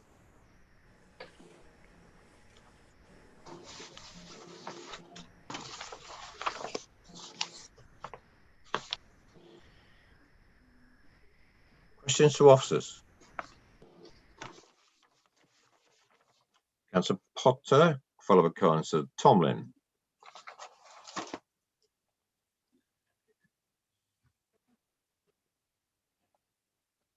David? You're muted. Sorry, Chair. Can I try again? I do beg your pardon. Yeah, please do. Simply all I want to know from the officers, if they're able to help me really, is what physical dimension we are talking about here, what the revised dimension will be between the new dwelling and the Jasmine Cottage, which is being talked about. Yep, so on page 158 at the bottom, it says that the proposed dwelling will be situated 10 metres from the closest neighbouring property, as opposed to the 11 metres that was previously under the previous approval. Okay, well, my apologies. I mean, I said a minute ago really, if I'd missed the dimension, my apologies, and I've got it now, so thank you.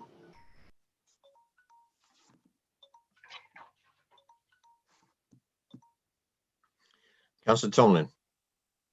Thank you, Chair. Okay, if the officer could help me here. The planning permission granted at the moment, I refer to obviously what it was, and the particular detail is the solar panels on the roof. Would the house had to have been made including those panels if it had not come forward tonight? Then secondly, if it has come forward tonight, as it has come forward tonight, are we in a position to be able to put a condition to say do not remove the solar panels, or will we have to reject the application if that was a particular factor this committee felt sufficiently motivated to do so? So in relation to the first proposal, the solar panels clearly formed part of that permission. If the applicant chose not to construct that, then the council would then need to consider whether it would be expedient to pursue enforcement action for non-compliance with those plans, and that test would need to be undertaken. You know, should that have arisen. The application that's before you clearly shows a desire not to provide those solar panels. I don't think members could put a condition on. You would need to make the assessment that's before you, and obviously, you know, we're being mindful of the climate emergency declaration that this council has made, and it's disappointing that, you know, those measures have been removed from this. But I don't think that in itself would be a justifiable reason, given the extant permission, and the application is very similar in nature to, you know, all of those other areas. Okay, thank you. Councillor Bound. Thank you, Chair. Just following up on Councillor Potter's question, and page 158, where we're told that the nearest property is 10 metres away. Can that really be so? The block plan wouldn't seem to me to indicate that. For instance, what is the distance between Jasmine Cottage and the red light, the first red line. If you can just bear with us, we'll try and measure that. Clearly, these plans that are within the visualizer and the presentation aren't to scale. So if you can just bear with us, and we'll Thank you very much. Thank you. try and do that.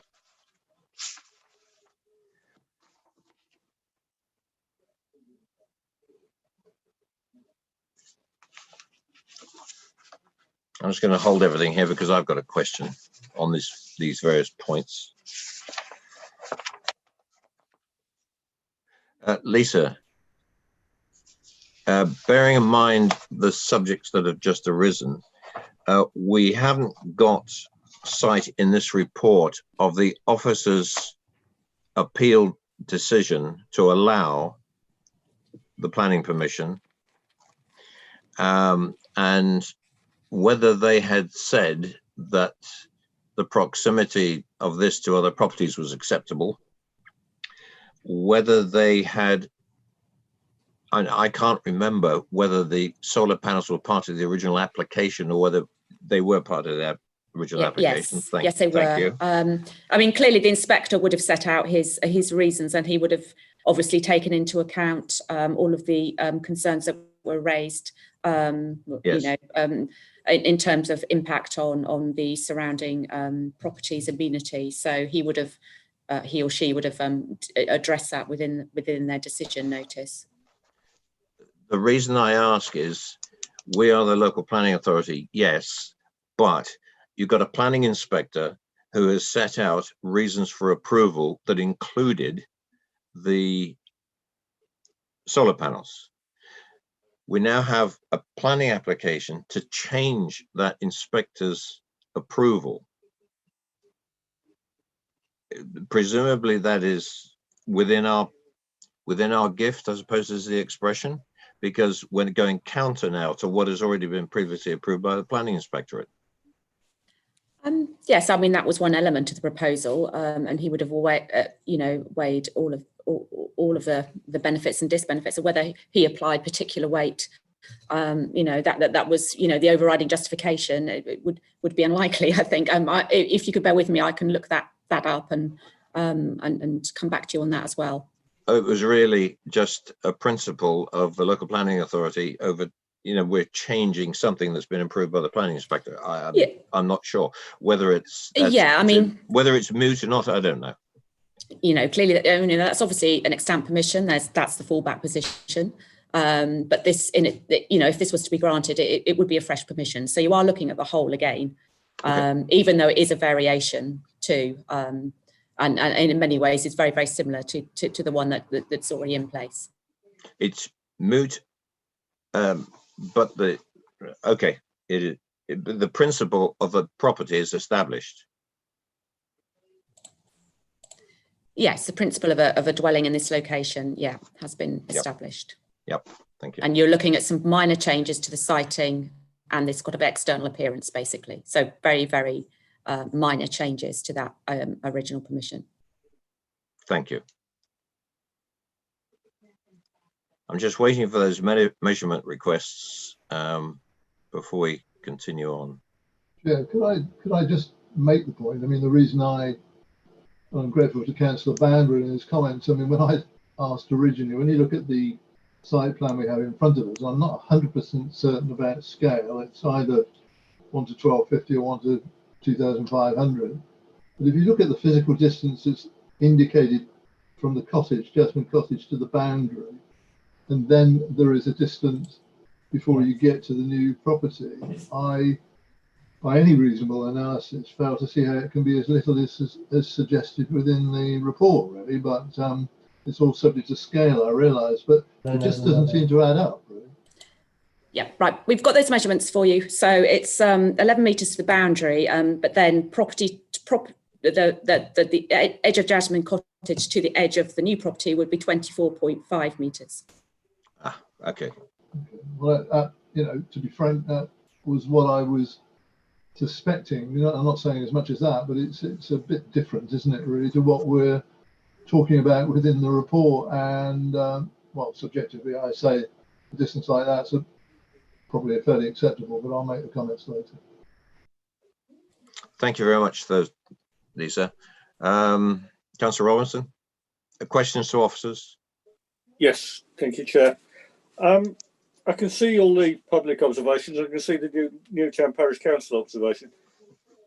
Do we have a specific objection from the owner of Jasmine Cottage explaining how it will affect their lives? Because, you know, obviously the summary doesn't give us the detail of how somebody says this will affect my life because. Do we have anything like that from the owners of Jasmine Cottage?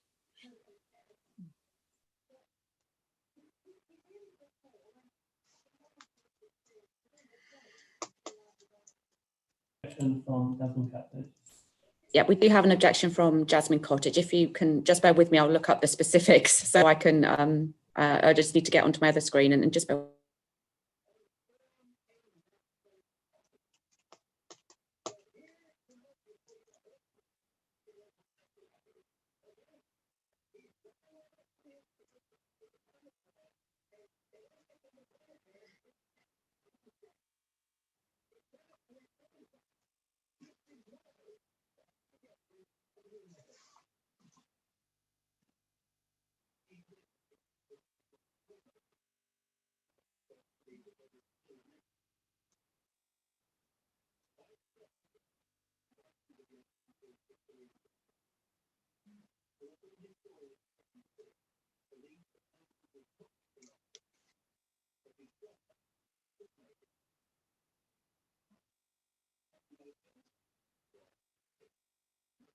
Apologies for the delay in this technology. Yeah, so it's talking about, I think it's as the comments from the speaker earlier, increased negative impact on the neighbouring property, being out of keeping with the rural character of the area, and as we said, the principle has been established.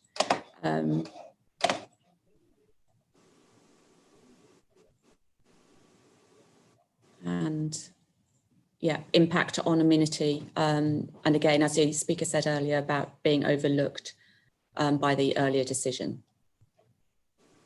Okay, thank you. So there's nothing really specific about how the 1 metre change of position will affect them. It's more an objection to the whole thing in the first place.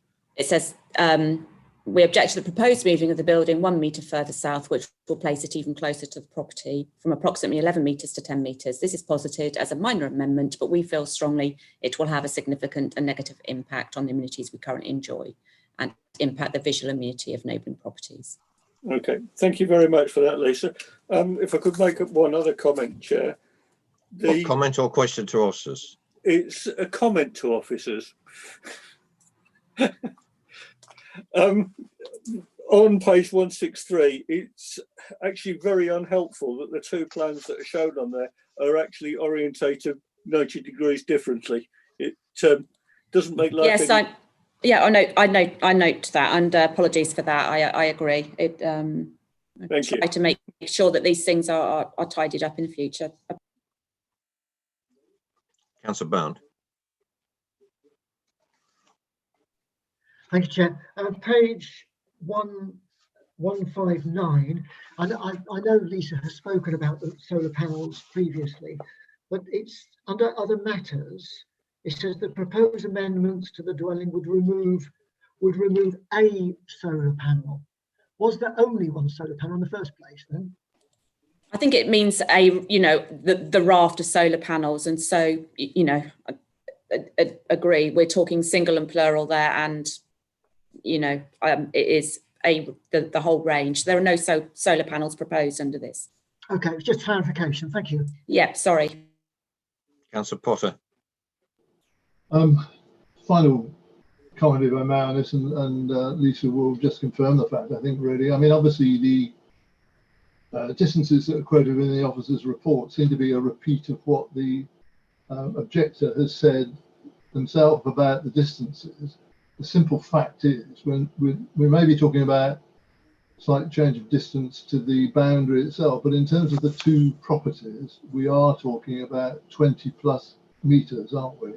and that's what we should take into account when we consider any reduction of 1 metre. That's right, isn't it? Yeah, yes, that's correct. From the measurements we just carried out for you. No more questions to officers. Debate.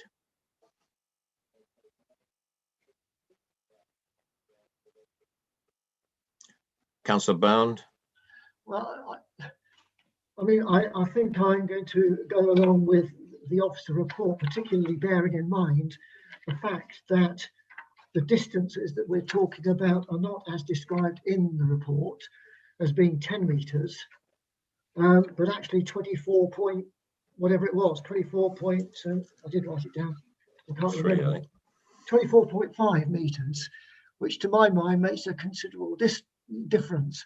I mean, as it was approved by the inspector, I mean, I'm not very keen on the removal of the solar panels, I have to say, but I would move the officer recommendation. Thank you, Councillor Robinson. Thank you, Chair. My comments have already been made by Councillor Bound, and I'm happy to second the recommendation. Thank you. Councillor Tomlin. So I was just going to add to this solar panel issue. I mean, the planning inspector passed the whole package, and we have no idea how much weight he put to this, but it is the whole package. So I see that without this, well, I can't possibly support this application on the basis of not knowing what the inspector said, but that's what was passed, and I think it's quite important. So, but I hear it's obviously been moved, so I will leave my opinion to the vote. Thank you. I'm going to go back to Lisa. Is there, are we in a position to condition those solar panels on the basis of it being approved before? No? No, I mean, obviously that I don't think that would be reasonable. Clearly, they're not proposed under this. You need to make a decision on what's before you. And that wouldn't be, and because there's no policy against it, we couldn't refuse permission because of it.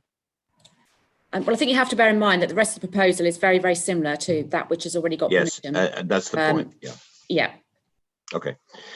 Been proposed and seconded for approval as per the report. If I can go through Councillor Robinson. For Councillor Leeks. Councillor Goodison. George. Against. Councillor Frankham. Abstain. I'm sorry? I said abstain. Abstain, thank you.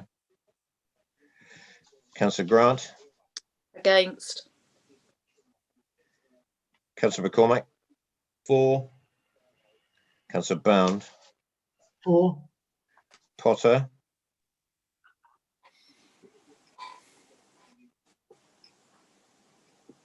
Councillor Potter. You're muted, David.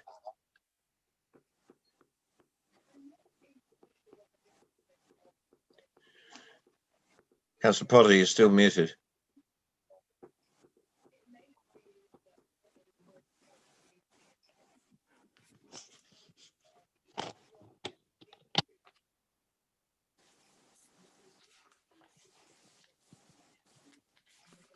Councillor Potter?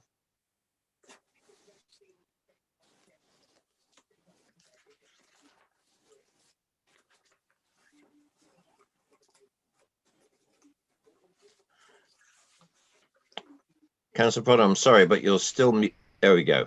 Sorry, Chair, I lost it altogether and I had to go through the process. I do beg your pardon, and I apologise. I'm sorry. I know you were taking a vote, and I'm for the proposal. Thank you. Councillor Tomlin. Against. Brenny.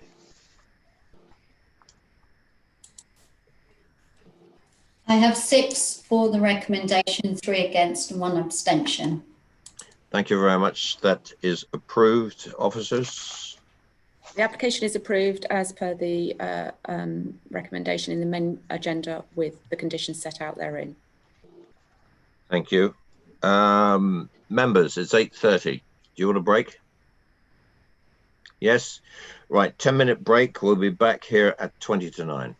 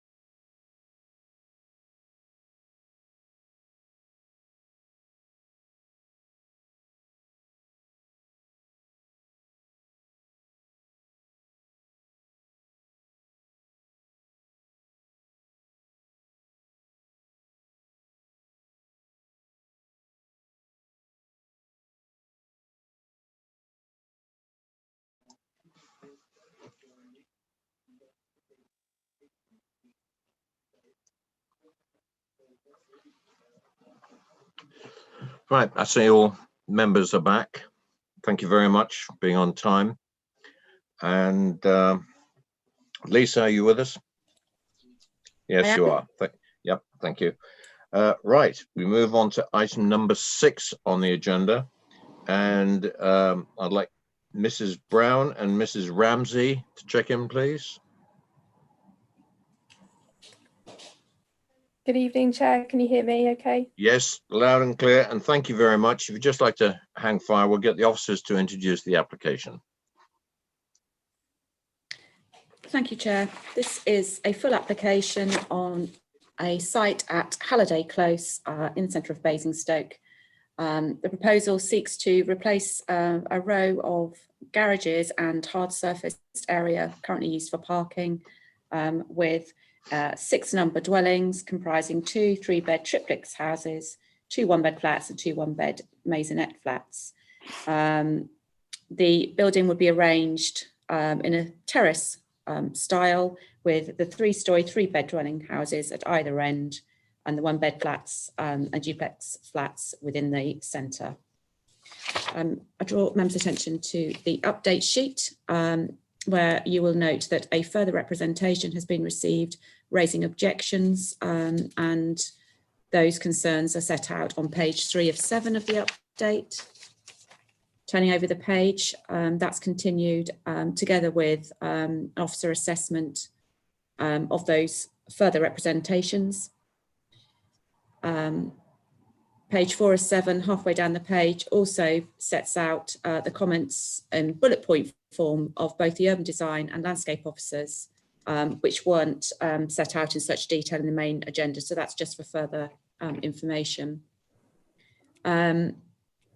The officer notes that notwithstanding these comments, that the recommendation has set out within the conclusion and planning balance section of the report weighs the benefits against the harm of the proposed development and coming up with a recommendation for approval for the reasons set out in the main agenda.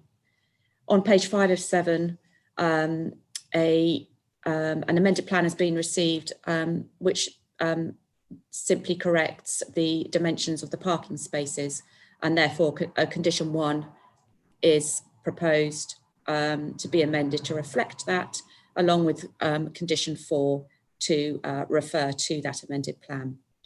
At the bottom of page 5 of 7, it's confirmed that the applicant has agreed to the proposed pre-commencement planning conditions in line with the relevant legislation. Turning over the page 6 of 7, it was brought to our attention that there was a slight error on page 177 to 178 of the main agenda, and the section underlined within the centre of that paragraph has been amended so that it now reads correctly. And this should read, it is considered reasonable to remove permitted development rights in respect of the insertion of additional first floor windows. So as I've said, the officer's recommendation is for approval.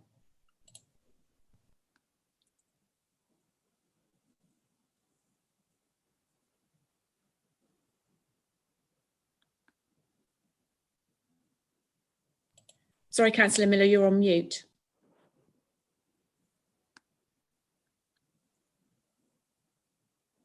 And we all get caught, don't we? Mr. Brown, Mr. Ramsey, you have 4 minutes between you, however you want to split this. Okay, so this is Jane Ramsey talking. I'm going to take a minute. Jane Ramsey from 3 Mid Lane Close. I draw your attention to the impact on neighbouring amenity within the report. To the east of the development, the nearest properties, mine being one of them, would be 24.3 metres from the proposed building, which would be indeed comparable to existing houses either side of the development. However, none of the properties either side of the development have dormer windows in the roof or inset balconies. These key design features affect the privacy of my house and are not in keeping with the design of other houses in the area. They will overlook my garden, living room and 2 bedrooms and affect the privacy in the majority of the habitable rooms in my house and the enjoyment of my very small garden. I do not believe this is within policy EM10 of the local plan, and the Design and Suitability SDP, which states 3-storey properties must have a back-to-back distance of 28 metres. And this is definitely not the case here. Thank you. I think that's probably my minute up. Over to Emily. Good evening. This is incongruous, cramped, overdeveloped and out of keeping with the area. These are all comments that have been made about this application, not just by us, the neighbours, but by members of staff working for the Borough Council, giving their professional view on the proposals and objecting to them. According to urban design and landscape, they should not be allowed to go ahead as they are. They go against planning policy. I'm speaking on behalf of a number of my neighbours who also object to this plan, many of whom wrote in, more than 40 of us. We find it shocking that the officers recommending this application for approval have disregarded the professional advice of their colleagues in the council, who have also raised issues with parking, privacy of current residents and those occupying the new homes, being too close to other properties, and, most worrying, concerns about emergency service access. I understand officers have recommended this for approval because of the council's lack of 5-year land supply. This cannot be a reason to allow unsuitable development to go ahead, which would contravene planning policy and leave us as neighbours with the long-term negative consequences. Our main objection to this plan is the impact it will have on parking. There is already a huge issue with parking along Halliday Close, with people parked on both sides, making it a one-way road. This piece of land has been used by residents for decades as a car park. The application will leave at least 8 homes with nowhere to park. We understand we could claim this land under prescriptive rights, something we will be looking at if this is approved. However, we don't want to go down with this route. We actually want something to be done with this area. An application with fewer homes, more in keeping with those which are already there, with parking provided for those of us who live in the immediate vicinity, would much more likely receive little objection from the community. The landscape team made a similar suggestion. The area could be developed with a smaller number of homes instead of trying to cram in too many into a small space, detrimental to those of us who already live there. You have 1 minute. The officer's report states the development will not result in an increase in on-street parking. While the actual development itself and those who occupy it might not increase on-street parking, the displacement of cars which use the land as a car park will. On any given evening, there are at least 10 cars parked on this land. I've lived in my maisonette for 7 years and have always parked my car here. Never have I had to park on the road. Therefore, taking away this land for car parking will inevitably result in more cars parked along the street, myself included. The developer states that the use of this land as a car park is informal, yet there are signs up which he agreed to stating that it is for use for car parking for those of us living in 2 blocks of maisonettes. He even described the land as a car park in his initial planning application. The applicant owns the land that our maisonettes are built on, which are leasehold. We all pay him ground rent, yet no provision has been made for us to park if this is built. But if you decide not to listen to those of us who live there, then please listen to your council colleagues who have given their professional advice and objected to these plans because they are not suitable. Please don't push through developments which are clearly not acceptable just because it seems like the easy option to meet housing supply needs. We will all have to live with the consequences for years to come. Thank you. Thank you very much. Members, questions to the 2 speakers. Councillor McCormick. Thank you, Chair. On a given day, early in the morning or in the evening, approximately how many cars are parked in the rather large space which these properties are proposed to be built on? For the benefit of the members of the committee, I have taken a look at Google Maps, and I think appearances can be deceptive because Google Maps, it looks enormous, but I don't think it is that big. You're right, it's not enormous, and on any average day there would be between 10 and 15 cars parked there overnight. Thank you. Any more questions?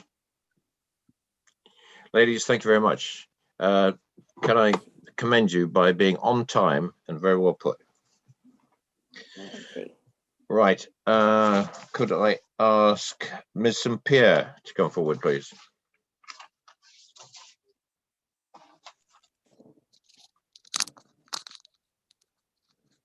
Hi. Hello, Chair. Can you hear Good me? evening. Yes, we can, loud and clear. And Perfect, you thank have you. 4 minutes. Thank you very much. Good evening, members. My name is Danielle and I'm the agent speaking on behalf of the applicant, Quadrant Investments, in support of this application for the land at Halliday Close in Basingstoke. As you know and has been described by officers, there's 7 derelict and unused garages with an associated area of underutilised hard standing at the end of Halliday Close. It represents a gap in the street scene, which largely consists of 2-storey masonette blocks and semi-detached houses.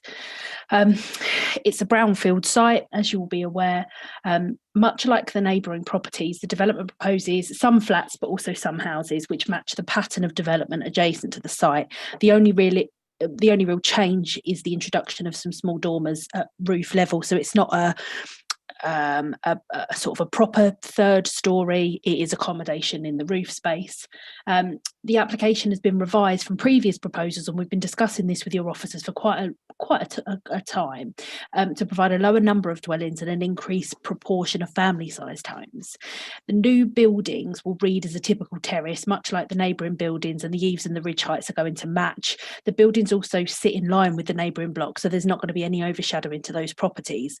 Windows to the rear have been reduced where possible to minimise any perceived impact of overlooking to neighbouring gardens. Just in respect of the comment regarding the balconies as well, I think it's worth pointing out, as you'll be able to see on the plans, that those balconies are flush with the rear elevation. They're not projecting balconies. Therefore, the potential for overlooking from those balconies is no worse than what would be from a window, because they're inset into the building. In response to the concerns from neighbours, it should be stressed, and I know has been written quite clearly in your officer's report, the application site is entirely private land. There's no rights or agreements in place for neighbouring residents to use it for car parking. There's a private route through the site to the garages, which are just to the north. This access is going to be retained by way of the proposal. The owners continue to let the neighbours park on the site during the course of the application and will of course provide adequate notification of the intention to start building, but it's worth noting that they are of course entitled to fence that land off at any time should they wish to do so, with it being private land. The proposed homes are all going to meet the national space standards, and they'll provide ample outdoor amenity space in line with the council's standards. The car parking level for the proposed development is also policy compliant, with 9 parking spaces, including 1 accessible bay, which your highways officers have raised no objection to. We've got additional cycle parking and bin stores, which are also being provided as well, which have received no objection. There's 18 metres to the properties on Cranbourne Lane, and there's 24 metres to the properties along Mid Lane Close. That's greater than the back-to-back distances between the properties on Halliday Close and those behind on Cranbourne Lane at the moment. Likewise, the gaps between the blocks on Halliday Close are about 3 metres between one another and about 2 metres between the blocks on Mid Lane Close. So the actual distances between the buildings are very comparable to the surrounding area already. You have just under a minute. Thank you, Chair. In terms of the benefits, the application is going to provide 6 quality new homes at a time when the council can't currently demonstrate a 5-year housing land supply. However, the proposal has also been assessed as being acceptable for multiple reasons, as set out in your officer's report. It's going to boost the local economy through construction jobs, additional residents, as well as council tax receipts as well. We're going to soften the appearance of the site through soft landscaping, which will be an improvement on the existing hard standing and garages that are there currently. It's a private and underutilised piece of land, and it has the ability to provide a good contribution to the council's housing land supply on a site that isn't in the Greenbelt. We hope you'll be able to follow officers' recommendations this evening and support the application, but please do let me know if you have any queries. Thank you very much for your time.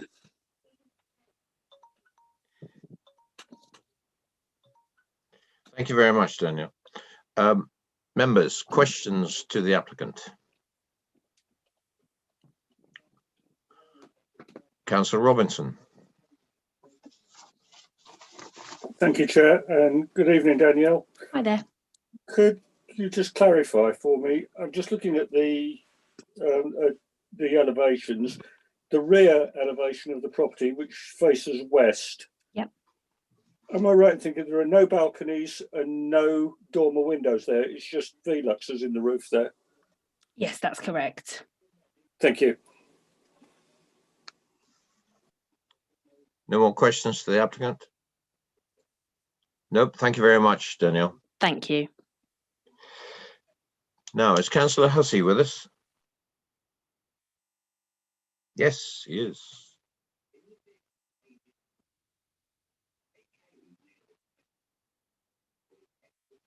Evening, Councillor Hussey. Good evening, Chair. Before you start the timer on me, can I ask a question of you, please? Yep. My internet connection is very unstable at present, and you may lose me in the middle of what I want to say. I've therefore taken the precaution of giving a copy of my script to Councillor Bound, and should the connection break, would you please let Councillor Bound continue my script on my behalf? The answer is yes. Councillor Bound and I have already had this discussion. I'm quite happy that he continues your script. Okay, thank you. Members have got the advantage of me because you've got the update sheet, which I don't have.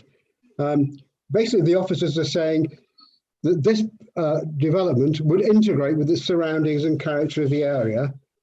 But of course, the urban design officer totally disagrees. And in the report for getting the update, there's no reasons given as to why there's an objection. So I've done a quick précis here. Existing houses and flats have a consistent or set back building line of 5 metres from the back of the pavement. In other words, they have good sized front gardens. The proposed development has only 2.5 metres of front garden, much of which will be paths to the front doors. So that hardly integrates with the street scene. The front of the cottages will be dominated by hard standing of 7 perpendicular parking spaces, plus 2 spaces along the eastern boundary. Parked cars would be a very intrusive feature of the street scene and to its detriment. And the landscape officer's report concurs with the urban design officer.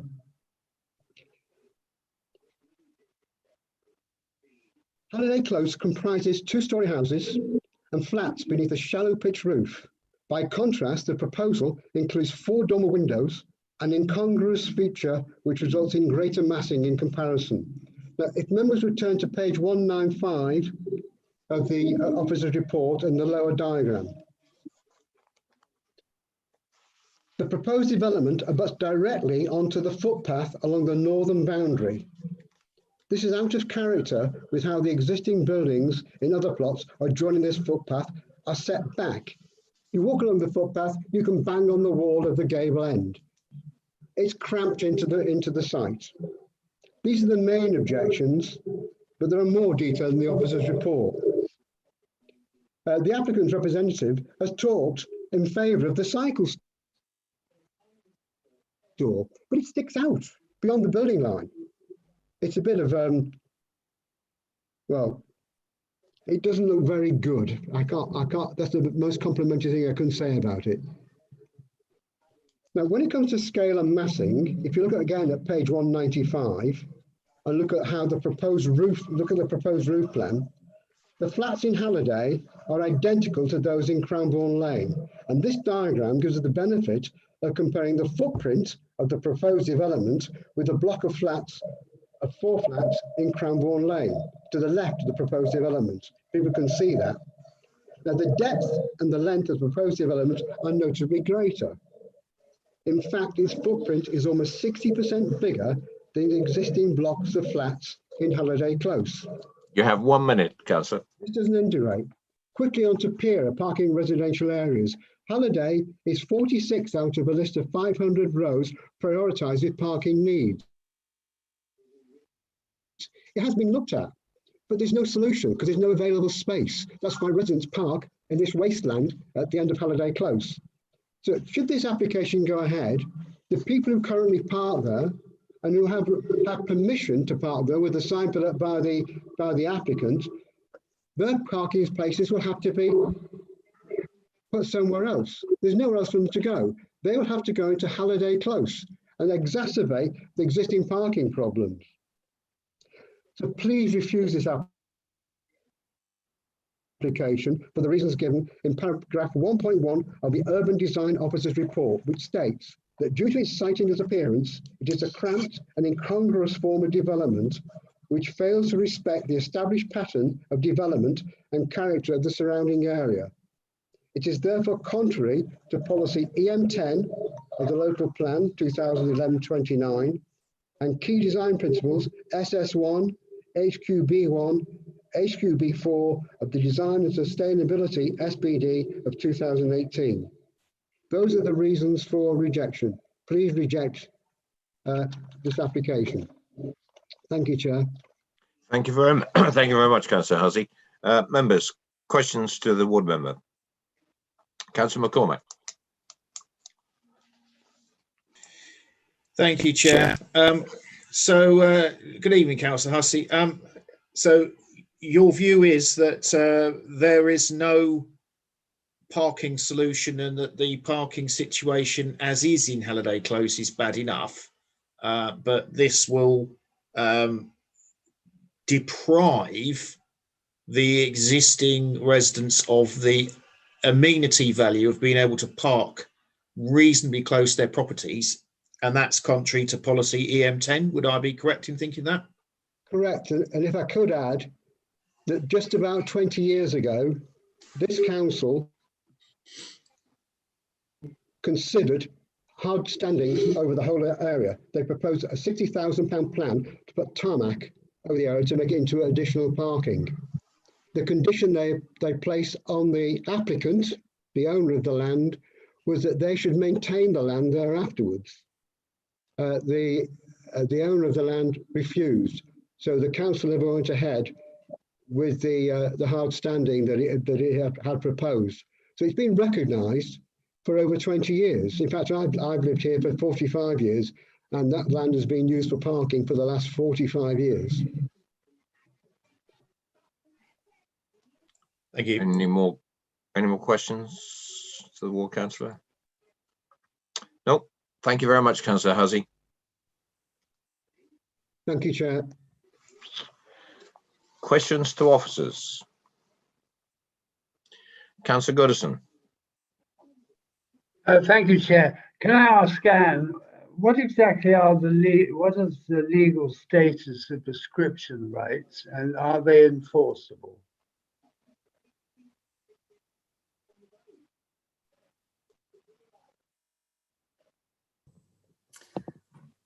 You don't normally acquire rights by prescription to park in an area, so I wouldn't like to say that they are necessarily, but it's something that they would have to take private legal advice on.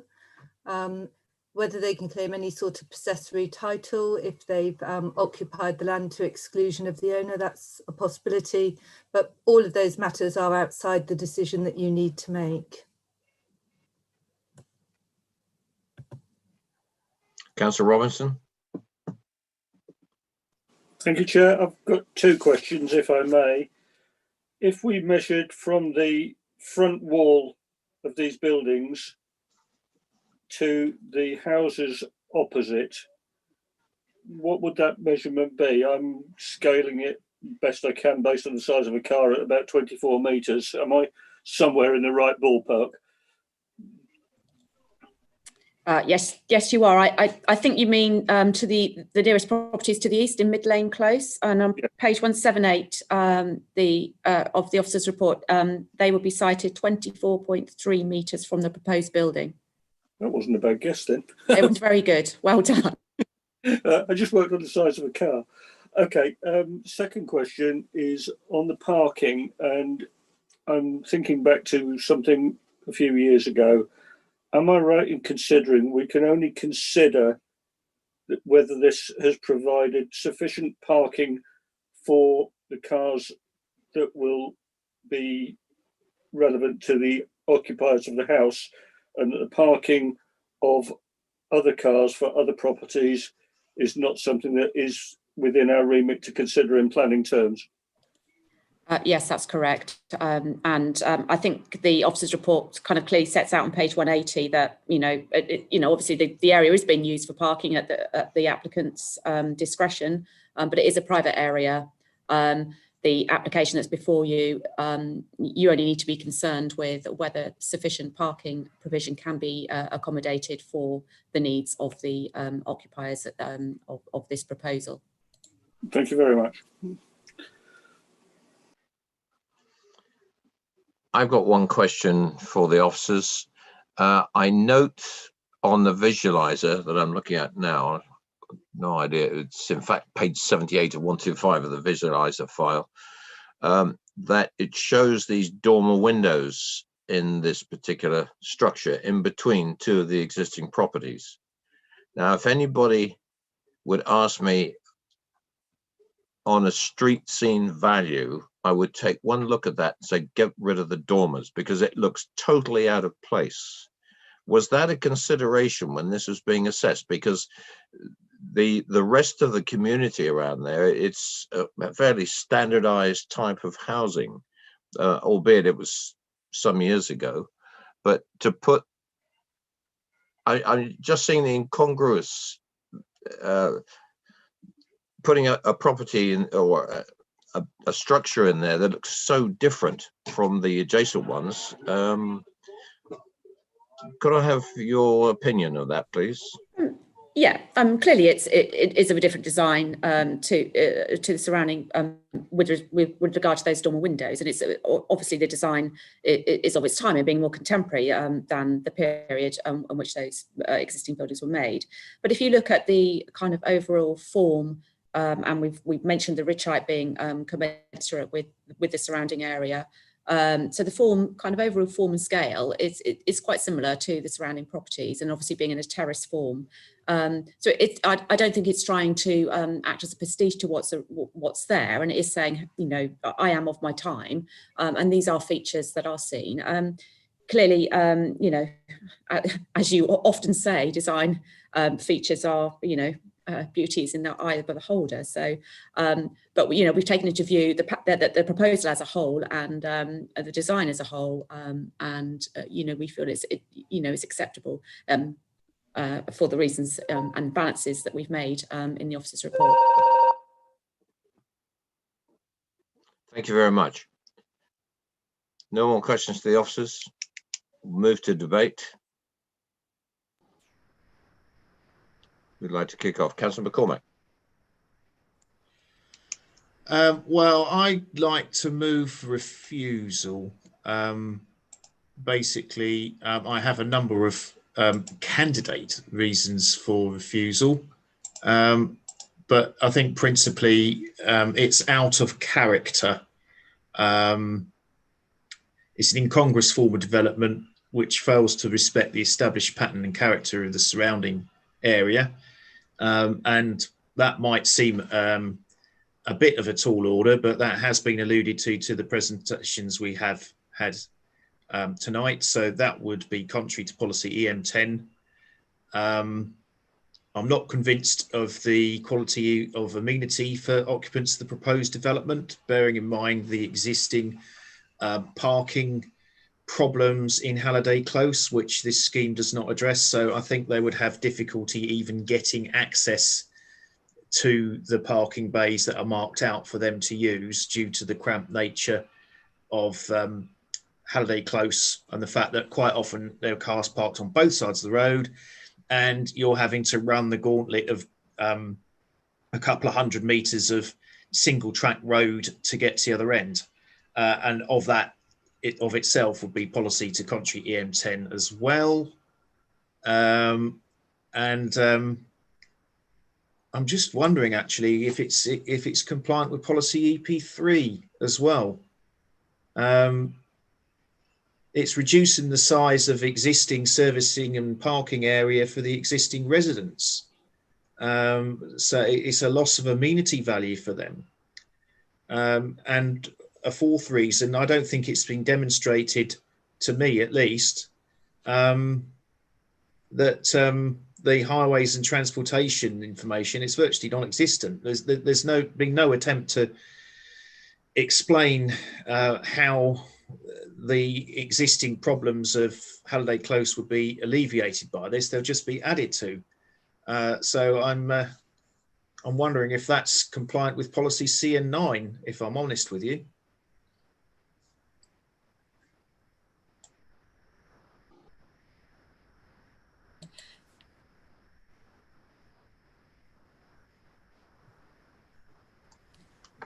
Yes, Lisa.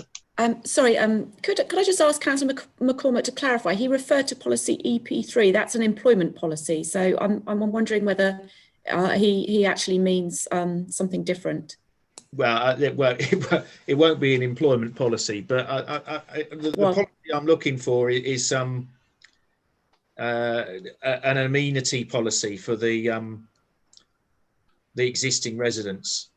Sorry, EP is an employment policy. I should know that. Yeah, sorry. So I think you, if you're talking about amenity, then that would be EM10. I just wanted, just for the record to clarify so that members, if they are following that they know which one you're referring to. Yeah. Okay. Do we have a seconder? Councillor George. Yes, Lisa. Sorry, I'd just like to, before you go any further with that, just in terms of the reasons, just to give you my view for what it's worth. We've already discussed the issues surrounding the parking for existing residents and how that this can't be taken into consideration of the application that's before you because it is a private area. And it's not got any planning permission for parking on it. And Councillor McCormick has obviously put that forward as one of the refusal reasons. So I just wanted to give you my view on that. Yes, I was going to, well, if Lisa didn't mention it, I was going to mention the same thing. One thing that's just been mentioned, and I don't want to step on your toes here, Councillor McCormick, but overdevelopment seems to be a theme here. Of its placement within the whole estate area, if that's the right description. I'm just wondering if that's in your consideration. Yeah, I'm inclined to believe that. I mean, it's a fairly marginal case, I think. But when you look at the existing development density, this is going to add to it, and I can't see that that's going to have a beneficial effect to the amenities and the quality of life for the existing residents. Okay, Councillor George, you're seconding this. Do you want to add anything to the? Well, thank you, Chair. Really, just to say that I think if you look at the comments of the urban design officer and landscape officer on the amendment paper, I think nicely sets out the majority of the issues there and includes the overdevelopment, which you mentioned, and things like that. So I think that the policies and what have you, which Councillor McCormack has suggested, are absolutely right. I think most of those fit into the policies that is mentioned. Officers, sorry, Anne, please. If you can ask Councillor McCormack to confirm that he's happy to withdraw the bit about private parking on the application site.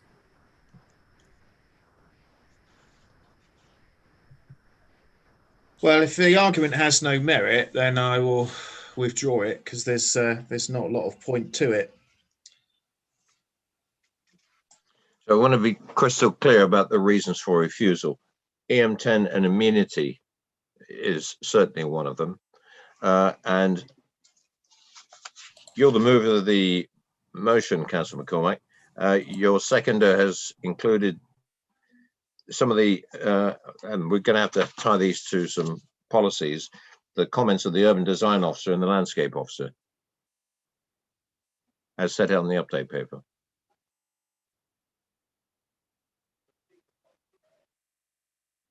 You're muted, Andy. Sorry, yeah, I have that online somewhere. I'm just trying to sort of, I was looking at the paper, and now I'm trying to look at the update paper. Yeah, I mean, I'm happy to incorporate those. Lisa. Yeah, if you're looking at the issues that are set out on page 4 of 7 of the update paper, then policies EM1 and EM10 would apply, along with the principles set out in the design and sustainability SPD. Yeah. Right. I've got that now we're going for reasons for refusal. Yes. So, sorry, I just wanted, I know that Councillor McCormack had mentioned amenity, and I just wondered whether it would be helpful for members if he could clarify whether that is the amenity in terms of existing neighbours, or the future occupants in terms of their amenity, or both, because I don't think that was very clear for us. If that could be clarified, I think that would be helpful before. Well, I think there's a loss of amenity to the existing residents. That's fairly self-evident on the basis of the representations we've heard tonight. And the proposed occupants of this development? Well, I don't think it's going to be ideal for them. But the strongest point is for the existing residents. I think that's a very strong point, and I think to be perfectly honest, the new residents, if they come in, will they be in a position to miss what they've never seen? I honestly couldn't say. Point taken. Right. Now, I think you've made that clear, so Lisa should be happy with that, because I want to move this to a vote. Been moved and seconded for refusal. Sorry to interrupt you, Chair. I have had my hand up. Sorry, I beg your pardon, because I've been focused on that side of the screen, and my scan was. You've got all sorts of things going on. Go ahead. I'd just like to say I actually support the officer recommendation on this. The front elevation is considerably distant from the properties opposite, so the overlooking issue I don't think really stands up there. The building's not much taller than the ones either side of it. At the back, the overlooking again is no more than any other. They're not overlooking any more than any other houses on Cranbourne Lane. You can't look down from a Velux window. You can only look up out of them. And the fact it's got these dormers, it looks a bit different from the ones around. Well, if we applied that policy in the villages around here, we'd only build thatched cottages. Just because it looks different, it puts a bit of variation into the landscape and breaks up, some of the monotony. So it is cramped, it is tight, but I don't think there's sufficient reasons to refuse it. Thank you. Okay, it's been moved and seconded for refusal. So I'm going to run the vote on that for the reasons stated, as clarified by the officers. So, Councillor Robinson, for refusal. Against the refusal. Against the refusal. Councillor Leeks. For. Councillor Goodison. For refusal. Councillor George. For refusal. Councillor Frankham. For refusal. Councillor Grant. For refusal. Councillor McCormack. For refusal. Councillor Bound. For. Councillor Potter. For refusal. Councillor Tomlin. For refusal. Bernie. I have 9 for the recommendation and 1 against. Officers. So the application is refused on grounds of loss of amenity for existing residents, overdevelopment, cramped nature, not in keeping with existing pattern of development, and that therefore contrary to policies EM1, EM10 and the Design and Sustainability SPD. Thank you very much. Move on to item number 7. There is no update and no speakers, and if officers could introduce the application. Yeah, thank you, Chairman. So this application is at 15 Southern Road in Basingstoke. The application is for alterations to the front elevation, including replacement front door, frame and fan light, and replacement first floor windows. The application is brought before committee in the scheme of delegation, in accordance with the scheme of delegation, because the applicant is an employee of the council, and the application is recommended for approval as set out on page 199 of the agenda. Thank you. Members, are there any questions to officers? Is there any debate? I move it for approval from the chair. Do I have a seconder? Councillor Robinson. Moved and seconded for approval. Councillor Robinson.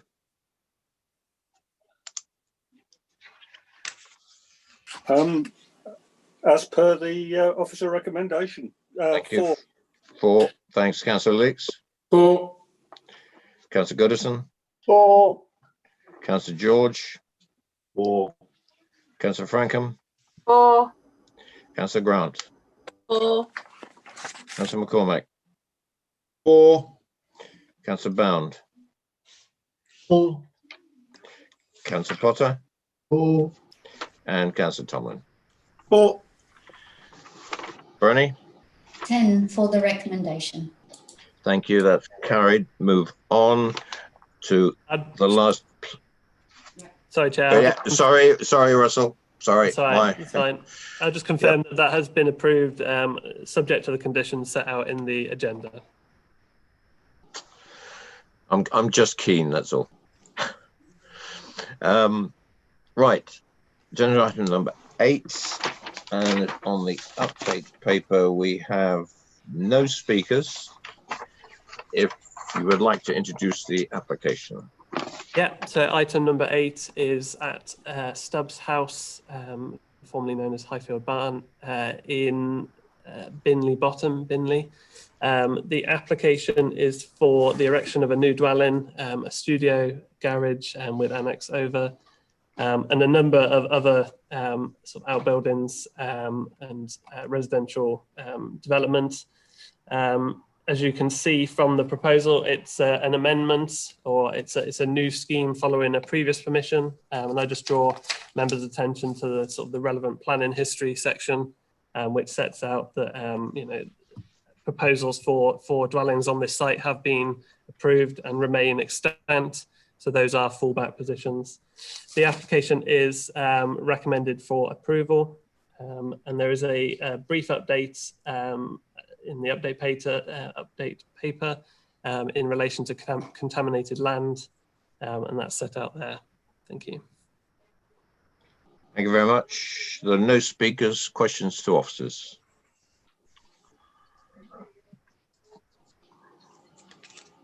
No questions to officers. So debate, I'll just kick it off. The one thing I did notice from the report that this has a reduced footprint compared to the extant planning application.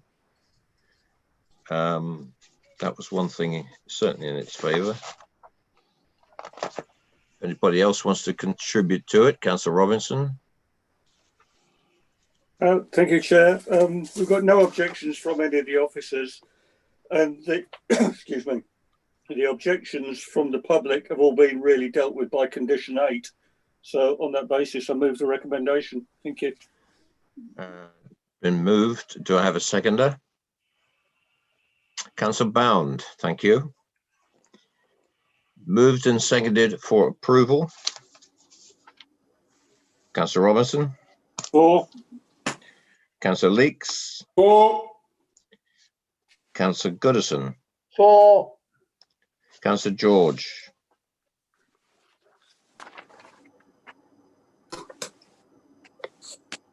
Councillor George. 4. Thank you. Councillor Frankham. 4. Councillor Grant. 4. Councillor McCormack. 4. Councillor Bound. 4. Councillor Potter. 4. And Councillor Tomlin. 4. Bernie. 10 for the recommendation. That's approved. Officers. Yeah, so the application is approved, subject to the conditions set out in the agenda. That concludes the planning applications for this evening. As I said at the outset, we now move on to agenda item number 6, which is on page 229 of the report. So we can get rid of that.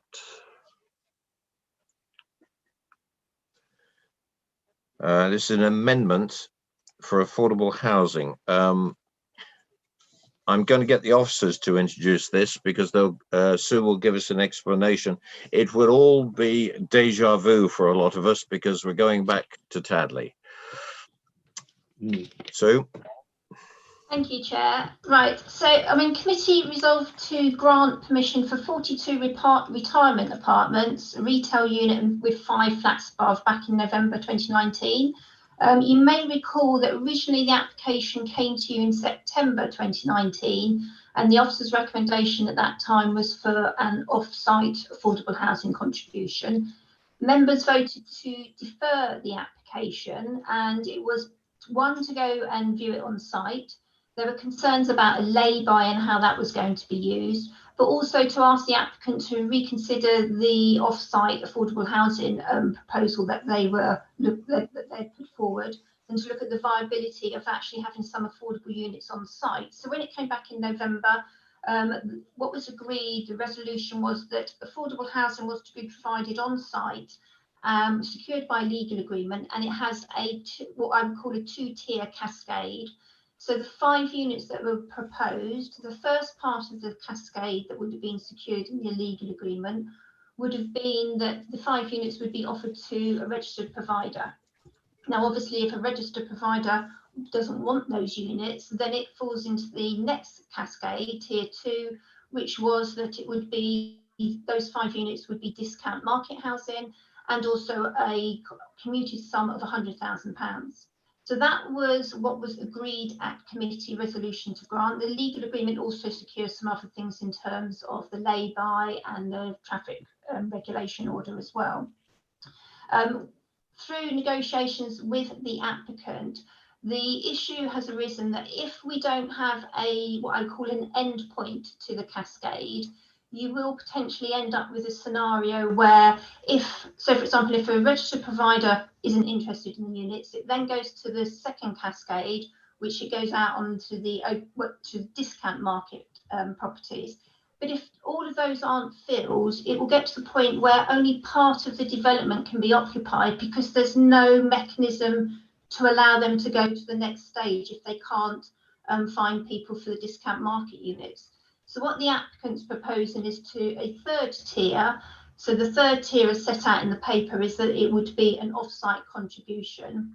But that off-site contribution would be pro rata according to the number of discount market units that they haven't been able to sell at discount market value. So it gives an end point to the whole process, because otherwise, like I say, you will have 75% of the retirement flats occupied, no mechanism to allow them to then carry on and complete it and fill it. You'll have empty units sitting there, and potentially empty units as well in the above the flat in terms of what were the affordable units that were being considered. So this is to give them that 3rd option if it's needed. There's no guarantee that we will get down to the bottom tier, but it's just to give that 3rd point there to allow basically a line to be drawn once they've gone through the 2 mechanisms above. So that's what the recommendation is for. The reason we brought it back to you is that as officers, we felt the previous resolution didn't allow any off-site affordable contributions. What we're putting to you is the 3rd part of the cascade would allow that to happen. So that's why we've said to the applicant, it needs to come back for your approval to just agree that to get the 3 parts of the cascade in. So hopefully that is very clear. Thank you. Thank you, Sue. Questions from any of the committee to the officers on this topic? Councillor George.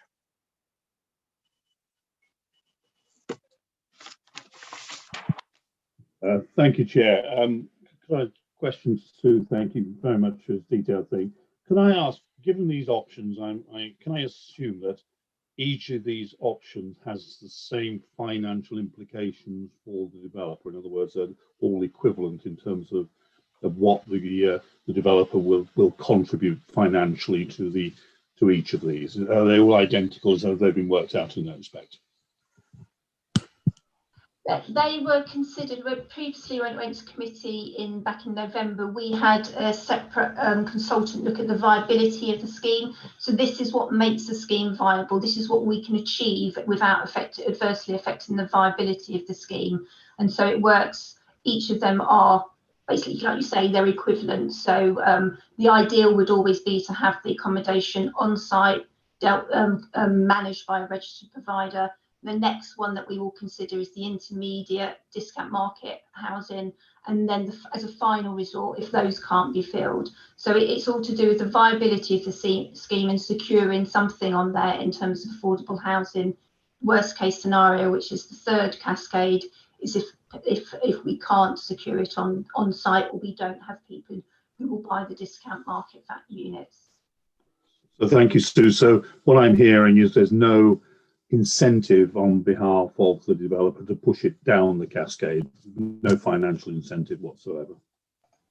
No, and in fact he has to go through the different stages before he gets to the end, and he has to do that within given timescales as well. So he has to be seen to actively seek a registered provider. If he can't find one, he has to show evidence that there's no one interested in the scheme, for example, and he has to go through a series of different criteria before he gets to the bottom tier. Thank you. Councillor Potter.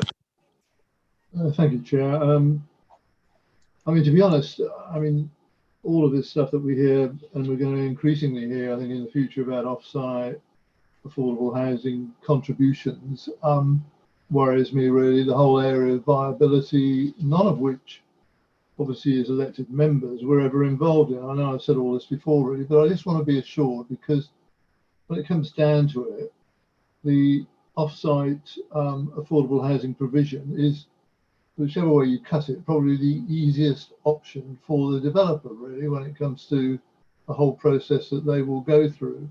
And I just want to know what the direct involvement of either our officers or people that they employ directly in this regard is going to be in this regard, because, you know, we're faced with this time and again, aren't we really, where, you know, the developer says, this is my presentation in regard to viability or lack of viability. This is the conclusion I reach, and this is the solution that we arrive at really. And in regard to this, as I've said, providing a sum of money for an off-site affordable housing provision is probably the easiest option for any developer really, and they can get on, you know, with the main occupation of the development itself. So I just want to be assured what our direct involvement, if any, is going to be in all of that. Well, in terms of Sue, I'm sorry, can I stop you right there? Members, it's 9:30, and formally I have to ask if the committee is content to continue. We're not looking at applications now. We're discussing this last one on the S106, and then we review the appeals paper that comes at the quarterly appeals. Now, with a show of hands, can I have an approval to carry on to 10 o'clock, please? Fine. Are you happy with that, Jane? Just wave your hand. That's fine. Thank you. Right. We will carry on till 10 o'clock. I'm sorry, Sue. Carry on, please. Okay. In terms of our involvement, so at each stage, they will have to come to us. So, for example, for the first part of the cascade, they will have to provide evidence which will be considered by both housing and planning to make sure that they have actually exhausted all possibilities in terms of registered providers. In terms of the discount market properties as well, we put forward, we nominate potential purchasers as well. So we're involved in that process. And it's only when they can actually, to get to the bottom tier, they have to prove to us that they have gone through that marketing and we have no one who's interested in buying a discount market unit there. Do they then get to that final stage? So it's not an easy process, I would say, for them to go through. They still have to come back to us at each stage for us to confirm that they've done what they should have done to try and get either the registered provider in or sell the discount market value houses. Thank you, Chair. I'm reassured by that, obviously, and I know Sue and colleagues and our housing colleagues will participate in that properly, really. But I mean, as I said, it's going to be an increasing feature, I think, of applications in the future. Okay, any more questions to officers? Just to let you know, David, was that a... I was just going to move it, Chairman. Okay, before we get there, I'm going to offer any debate that might happen. You made a couple of points there. David, but I've got one because we had a pre-meeting before with the officers and legal before we start the committee, and I asked the question, for instance, because we know there's a pot of money in the off-site contributions that have come in over the years, and it's something David and I have discussed on many occasions. And I asked the question, is Tadley in need of affordable housing?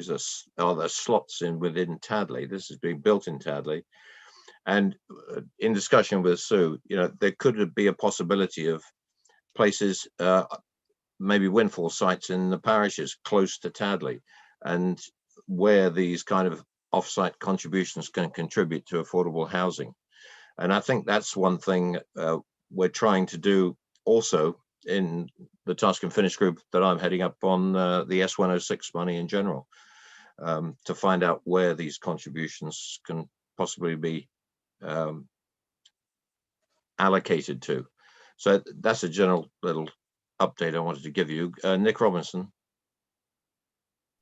Thank you, Chair. I think my maverick mind is working again in a different way.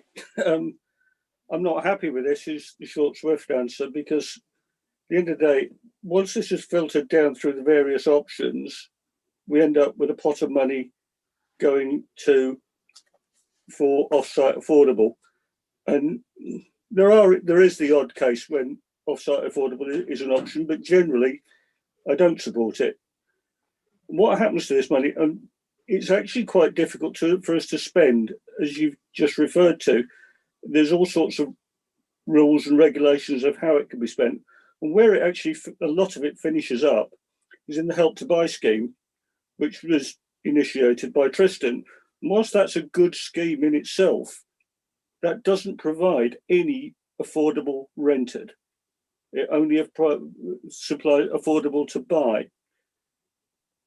And that concerns me, that once this money gets down there, we had millions of pounds sitting in off-site contributions that wasn't being spent, which is why the affordable, the Help to Buy scheme was initiated.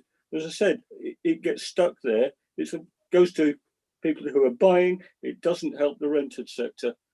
And contrary to a lot of people's opinions, I actually do support the rented sector. There are people in this borough who are never, ever going to buy a house or a flat for one reason or another.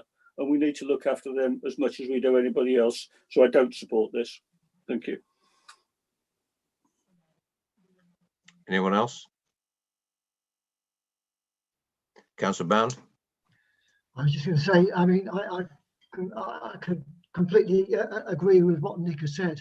And the other thing is that any sort of affordable housing off-site in Tadley is very difficult, because Tadley is somewhat restricted in terms of building, even if the land is available, but certainly in terms of the restrictions placed by SS7 and then the emergency planners.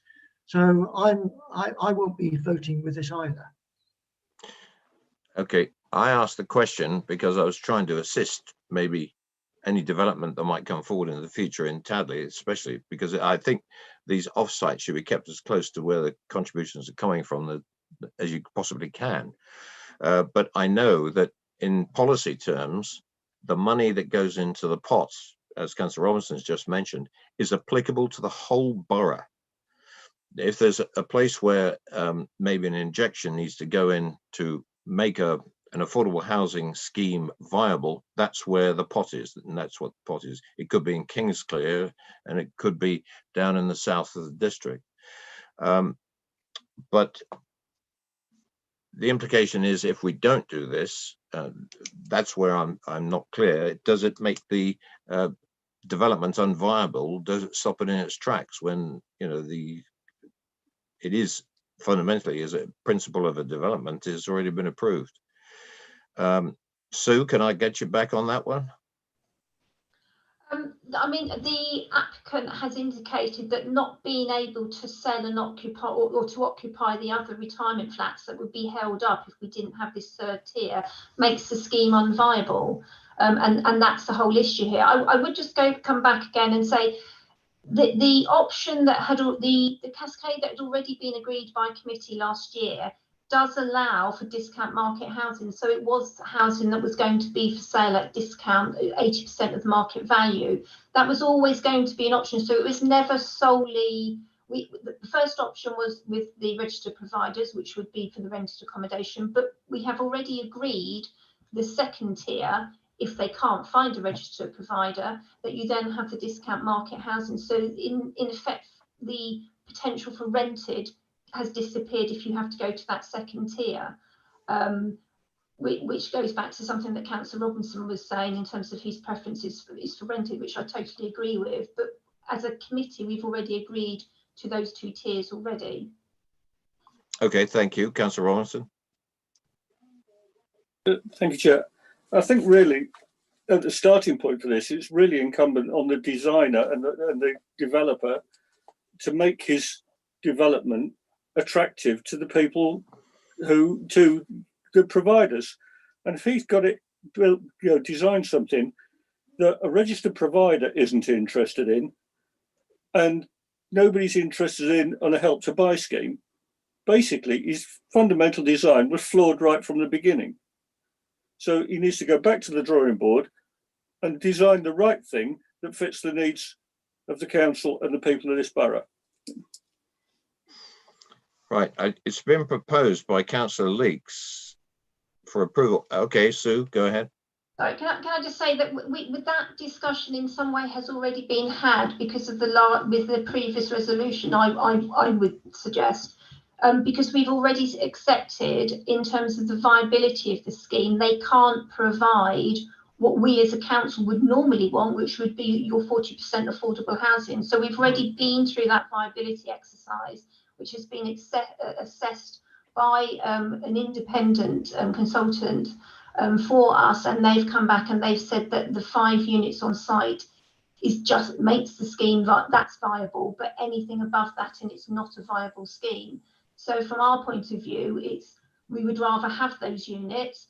The problem with registered providers, it's you do sometimes have a difficulty that they won't touch developments with too small a number of units there, because from a maintenance point of view. But often you will get registered providers who operate in that area, so in the Tagley area. If they've got other properties they already manage, then potentially, yes, they still will be interested, even though it's 5 units. So I wouldn't say that we're definitely not going to find a registered provider. That hasn't even been established yet. We haven't even gone out to the providers yet to find out who's interested and who isn't.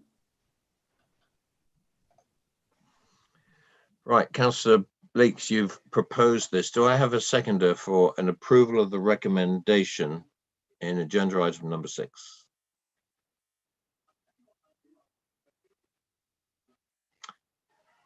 Councillor Goodison? No, you've muted again. I'll second it.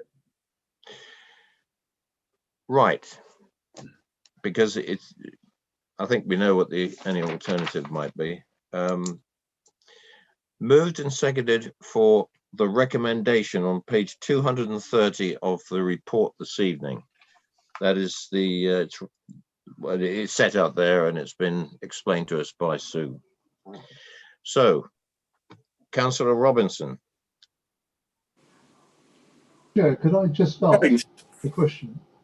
Sure, yes. I thought yeah, go on. No, I'm sorry, it's me, not you. I do beg your pardon. I mean, it just seems to me, in regard to the timing of this, can I just double check with Sue? I mean, is it absolutely necessary for this amended decision to be taken at this time? It seems to me some of the process of inquiry, development by the developer themselves in regard to these matters, the options that are available, hasn't been completed. And it seems to me, I understand why they want to be contingent, but I would have thought some of that is premature at the moment anyway in regard to the market that they're entering into.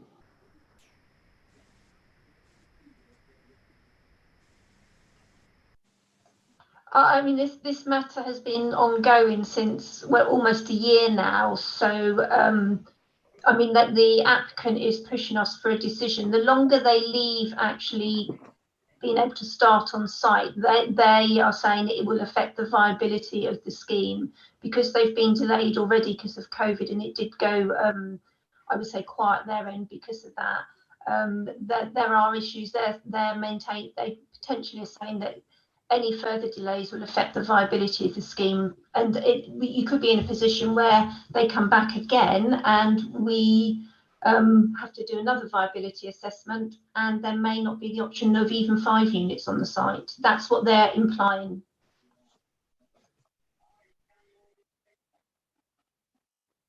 Okay, David. Thank you, Chair. Yeah, no. I mean, I understand the sort of imperatives of this. Really, I'm disappointed by it, and in a sense, it shows some type of design schemes just don't apparently lend themselves to the obligations we would want developers to comply with. Really, that's the fact of it, isn't it? Really. Yep, I agree with you, Councillor Tomlin. Sorry, Chair, just trying to sum up exactly where we are. So we, after a couple of goes, gave this site planning permission on the basis that we get affordable housing, but the legal agreement said there might be cascading down. So It was subject, yeah, and don't forget, all these permissions that we give are subject to a legal agreement, and that's what started this ball rolling. Yeah, okay, because that shows the, you know, we had an expectation and we granted planning permission on that basis. Yeah. Sue, can you join in on this? If I can just clarify, when it came back to committee in November, the various options in terms of the amount of affordable housing was put to committee, and option 1 and 2, so a 2-tier cascade, was what was agreed by committee. So the committee have already resolved to approve, subject to option 1.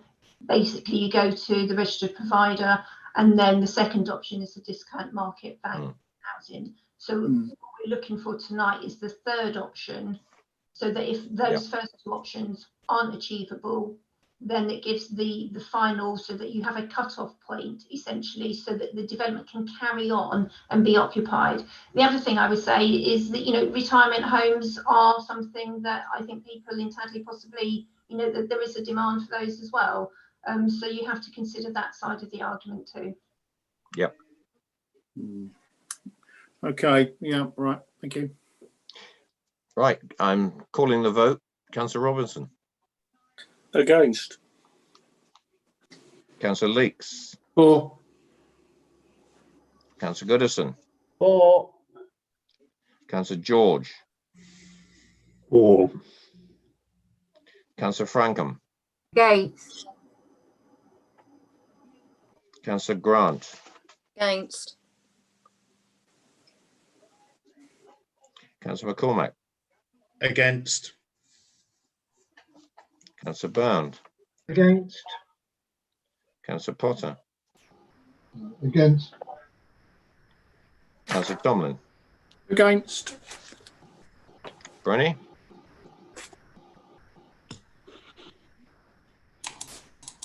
That was 7 against and 3 for the recommendation. Right. The recommendation is not approved. Sue, I presume we go back to what the original approval was. That's right. We go back to the applicant agent now, and we say that it's only a 2-tier option that you would agree to, and it's no off-site highway contributions at all. Okay, members. Affordable contributions. Yeah. Fine. Move on to agenda item number 7. And who's going to be introducing the appeals report? I will, Chair. Over to you. Okay. So this is one of it's our normal appeals report. There, it's been a bit delayed, so there's quite a lot on there. So it's covering 2 lots of reports really that would normally have come to you. So it's just summarising the appeals that we've received, and also bringing to your attention that we had a cost decision against us, which we've now agreed on in terms of the settlement, and that was in relation to Rose Cottage at Dummer. And I've got nothing really more to say to any in regards to any of the appeals there, unless councillors have any questions. Up to you, members, whether you want to ask any more detailed questions of Sue while we've got her on the line.